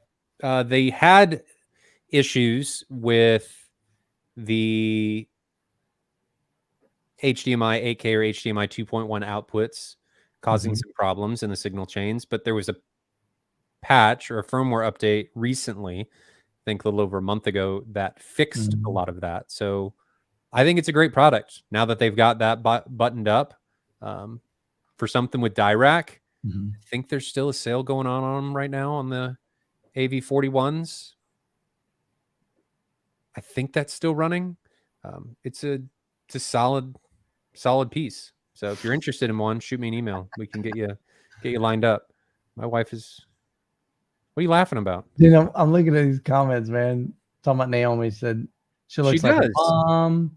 Kids are like old Klipsch though, very bright and ear fatiguing. Oh my gosh. I was dying. You have to maintain a C average to stay in nursing school. I know because I'm a nurse. Yeah, she's doing good. There was one more traveling nurse, Mikey. She's actually thought about that. So traveling nurses make a ton of money. So apparently they like travel to a location. They stay there for, I don't know how long. It's almost like a short contract, work at that hospital, and then they travel somewhere else. But they make a killing. She told me, she said, Dad, when I start making good money, I'm going to buy you a Tesla. I was like, okay, I'll take it. And here's the thing. Her heart is so big, dude. She's so amazing. Like she would absolutely buy me a Tesla. She's awesome. But what's funny though is out of all four of our kids, she has to work the hardest.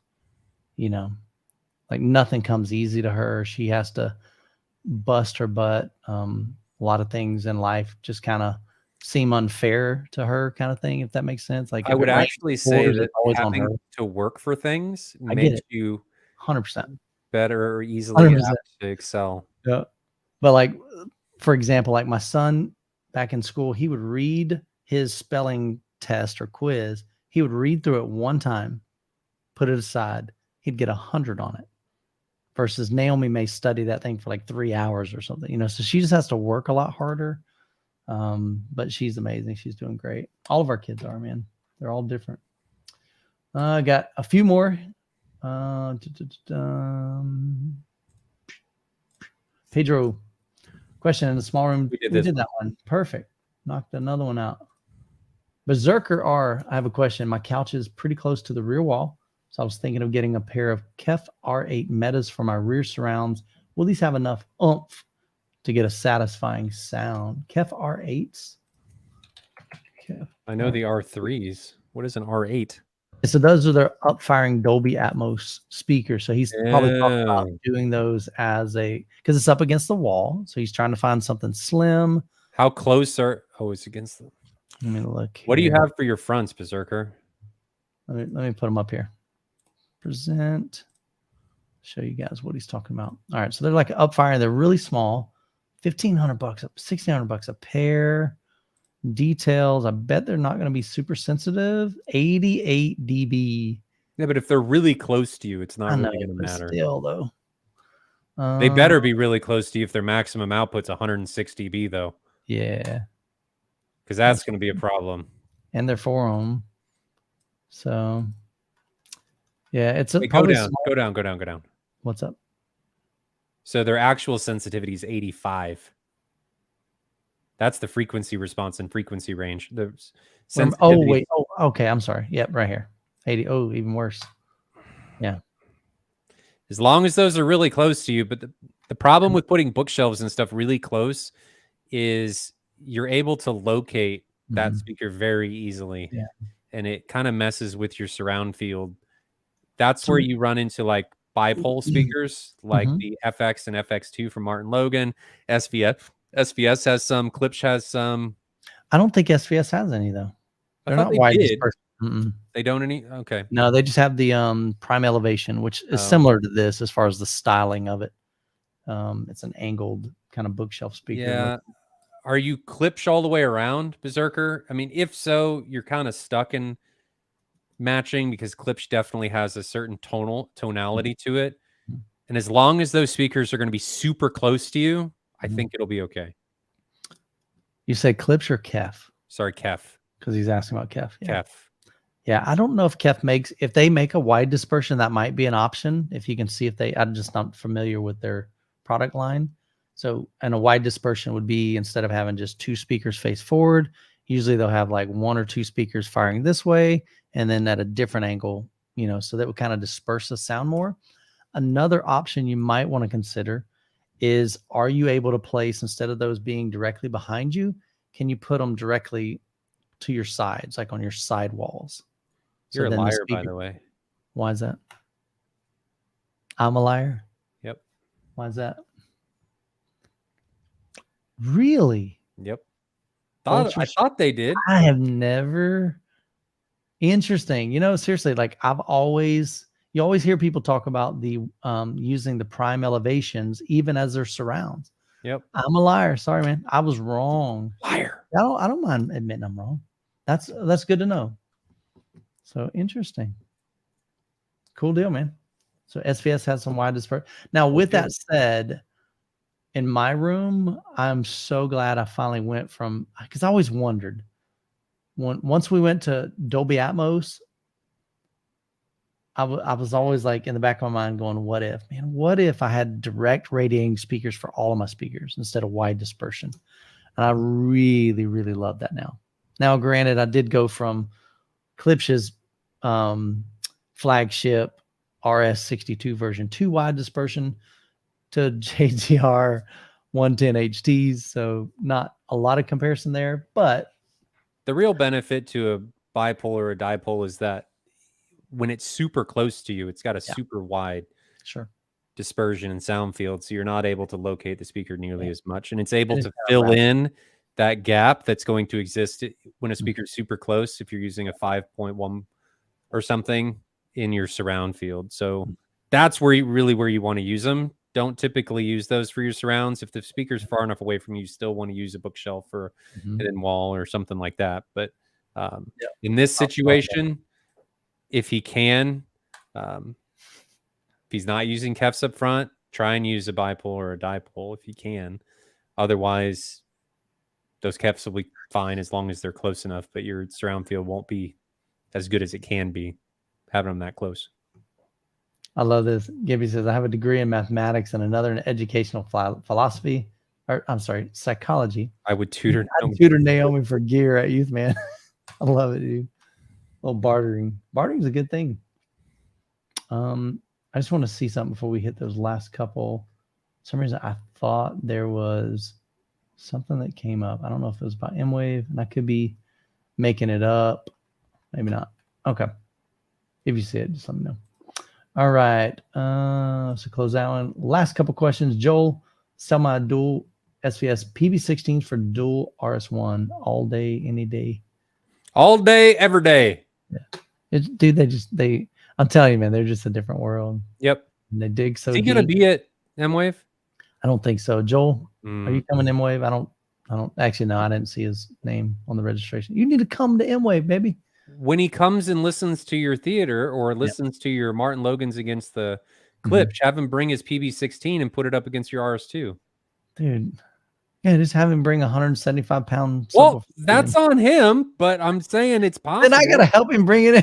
Use a hand truck. You can't, man. Just scratch some things up. All right, last couple here. Let us know though. Jay Cameron, will you guys ever do a demo of your gear? It would be cool. What do you mean a demo of our gear? Maybe he hasn't seen us interacting with our theaters, maybe is what he's talking about.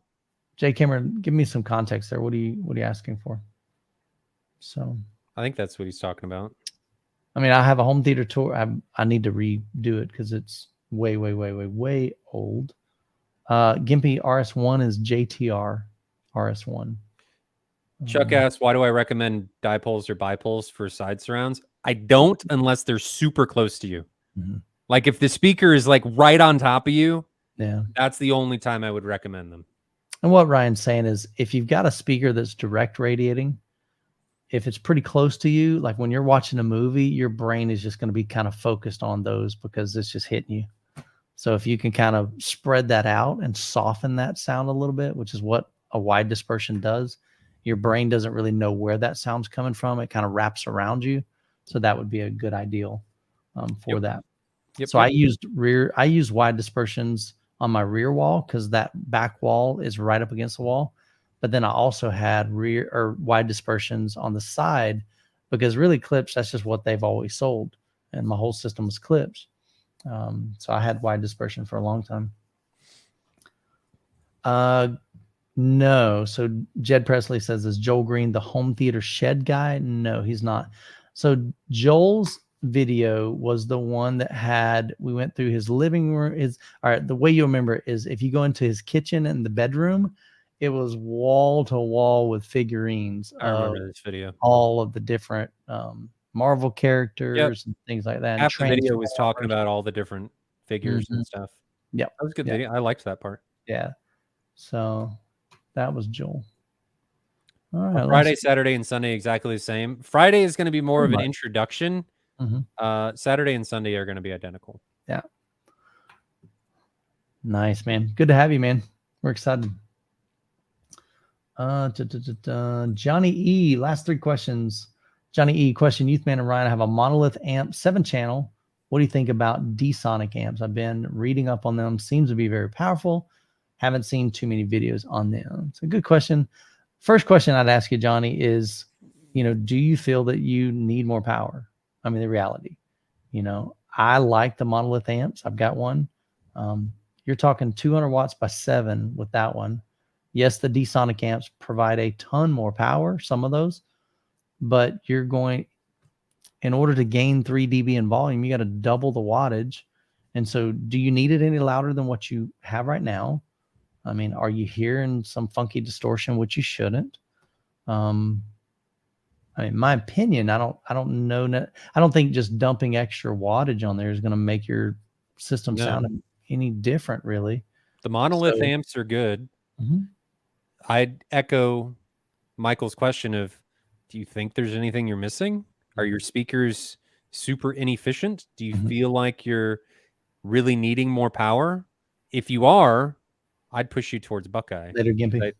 I think it's a better price for performance contender with really, really good distortion and frequency response scores. So I think I don't really, in my eyes, think you're probably going to need to replace that monolith unless there's a real reason to. Yeah, I think you're good, Johnny. Last couple questions. Frank V. Michael, you've got to do a tour of Ryan's room. I know, dying to see the madness. It's just gonna be hard to do it at MWAVE unless we just did it somehow super quick. We may do a live. We could probably do a live stream. That would be, honestly, that would be cool. Why don't we could probably do that. Okay. All right. So you might get night, do a live stream. Okay. That's probably what we'll do. Okay. I might be able to do that. That'd be good. And the last question of the night, Ryan Dabrowski. I wanted to ask, what does everyone think of the AVR Denon A1H? It's great. Thing weighs like 85 pounds. It's a beast. It is. I've sold a few of them and I do not like moving them. If you just want an all-in-one unit, that's the way to go. A1H does everything. Everybody's saying live stream, dude. All right, then we'll do a live stream. Okay. So just remind me, I'll forget. Well, let's put it on the schedule. Like schedule a live stream for Tuesday night. On the show schedule? You mean on the website? No. Oh, that's what I was like. That's what I'm saying. I'm like, I'm looking at, why would I put it on the schedule? On YouTube, schedule a stream and then. Oh, okay. Then we can do that. Send me maybe a picture of, I don't know, even that behind you or whatever. You took this picture. Dude, I have no idea. Yeah, I probably did. Okay, I'll get it. I gotta see if I still have it. I probably have it somewhere. No, I mean, I'll I've get got it. a folder with everybody's. But anyway, just shoot it to me, and then I can use that as a thumbnail. My girlfriend is sick of me bringing up MWAVE. I think I may be sleeping on the couch till I leave Thursday. We're excited. Super excited, man. It's gonna be a blast. We've got cool thing too, man. We've got folks coming literally from as far as Hawaii, and I've got a gentleman coming from Vancouver, Canada. Dude, that's awesome. Super pumped. So that is happening this week, Tuesday, kind of like Tuesday morning. I'll be flying out to Kansas City. Be spending several days, pretty much a whole week away from the family, getting ready for MWAVE. We got 5 days left. Super, super pumped. But man, we're glad you're going to make it. I'm shocked at how many more significant others are coming this year. Yeah. There were a couple that came last year, but hopefully it's not really boring for them. Yeah. I hope they like it. So hopefully there's some enjoyment, and hopefully I'm hoping they're just not coming to go, you ain't buying that. You ain't buying that. I hope it's the other way, and there's some eye-opening moments, and there's some like, I understand now why you want to do all of this. Yeah. I think I'm hopeful that that's the direction that everything's going. Hopefully you can join us next year as well. No, wait, are you going to be there? See, here's what's hard is I get your real name when you register, but I don't get, the usernames. Tone Winter Amps, I haven't tried, Joel. All right. I got to answer this last question from Joe. Okay. I didn't know that you used to own PS audio amps. I have M700s for the front 3 speakers. Do you think I'd notice a sonic difference if I switched to Buckeye Purify monoblocks? No. Unless you're just turning those Class ABs on at the very beginning, because there is going to be a sonic difference until they get to a certain heat threshold. But I don't think so. The reason that I switched is because my Martin Logans, the guys that you see behind me, kept pushing those PS audios into protection because these guys dip to just over 0 ohms, and they are effectively just pushing a short. They shorten them out. The Purifies are able to handle that load, and the PS audios were not. I thought something was going on in the power of my house. It took a long time for me to figure out what was going on, but that's what was actually happening. So that's why I went to Purifies. Mikey said him and his wife are going to be there. What's up? The M700s are Class D. Then no, you won't notice any difference. Keep what you got. Unless you want to sell them, recoup some of that money and get into something cheaper that'll sound just as good, then do that. I would recommend doing that personally. Andy said he's definitely not coming. I don't want her to know how much I pay for all this stuff. I mean, I've got the significant other invoice. It costs a little bit more. The modified version. A modified version. That's hilarious. Well, cool, guys. We are going to get off here. We got lots of stuff to do for MWAVE 2023. It's our second year. We're super pumped about it. If you're interested in coming, get all the details on the website, MidwestAVExperience.com. Happening July 14th through the 16th. Starts Friday night, all day Saturday, all day Sunday, and 5 days away, man. Let's crank it out. Is this one of those invoices? The Kaleidoscape is only $200. Yeah. That's a Youth Man deal. It just said that's a title. Youth Man deal, $200, Kaleidoscape. Depending on how big of storage that is, you might be missing a couple zeros on that one. Yeah, for sure, man. All right, guys. Y'all have a great week. We'll try to get you as much content as we can, even while we're at Audio Vice Live, man. I'm telling you, I'm so brain dead. Ruining our own show. I know. It's all good. I was doing good we only been on here for 2 hours, brother. I know. So yeah. We'll talk after this because I got to remind you. Yeah, we'll try to bring some additional content for you guys. You should do an MWAVE ticket. They're not super expensive, man. They're $75. I mean, we could do one, but kind of late to plan that. Yeah. So here's the hard thing, Juan. Honestly, the biggest thing is just it's not the ticket that costs the money. It's everything else that comes with it. The travel, the flight, the hotel, the food. That's where it adds up. So it can get very costly. Next year, maybe we should give away a platinum. Oh, now that would be cool. I could see us doing something like that. So, all right, man. Appreciate all the love and support. Thank you guys. Have a good night. Thank y'all. Rock. Appreciate it. Sweet, man. Tango, I know we probably didn't get to your question, but I stopped taking questions a while ago. Yeah. I just answered that last one because I had experience with that. Yeah, unfortunately, Tango, we answer probably 50 questions every stream. And sometimes when we go 3 hours, it's even more than that. So unfortunately, we can't get to all of them. So, a lot of times we do go 3 hours, but tonight's not one of those nights. Yeah. Where I gotta go do stuff. Yeah, for sure, man. Yeah. Yeah, the plane ticket from Australia. Yeah, that hits you pretty hard. Nah, man, just book it tomorrow. Get it six years in advance. It might be cheap. So Doubt. Cool, man. Well, guys, I'm gonna end it here. Y'all have a great week, and we'll catch you in the next live stream, which will not be next week because we'll be at MWAVE. But we're doing a live stream on Tuesday. Yeah, that's the next live stream. Okay, Tuesday. okay. And I'll schedule it so you guys kind of get some notifications. So set that notification. It'll probably be later, significantly later. Just a heads up. Okay. Yeah, and the time may change, so just kind of keep an eye on the community tab. Well, actually, I'll update it in StreamYard, so it'll show the real time of when it's going to stream. All right, guys.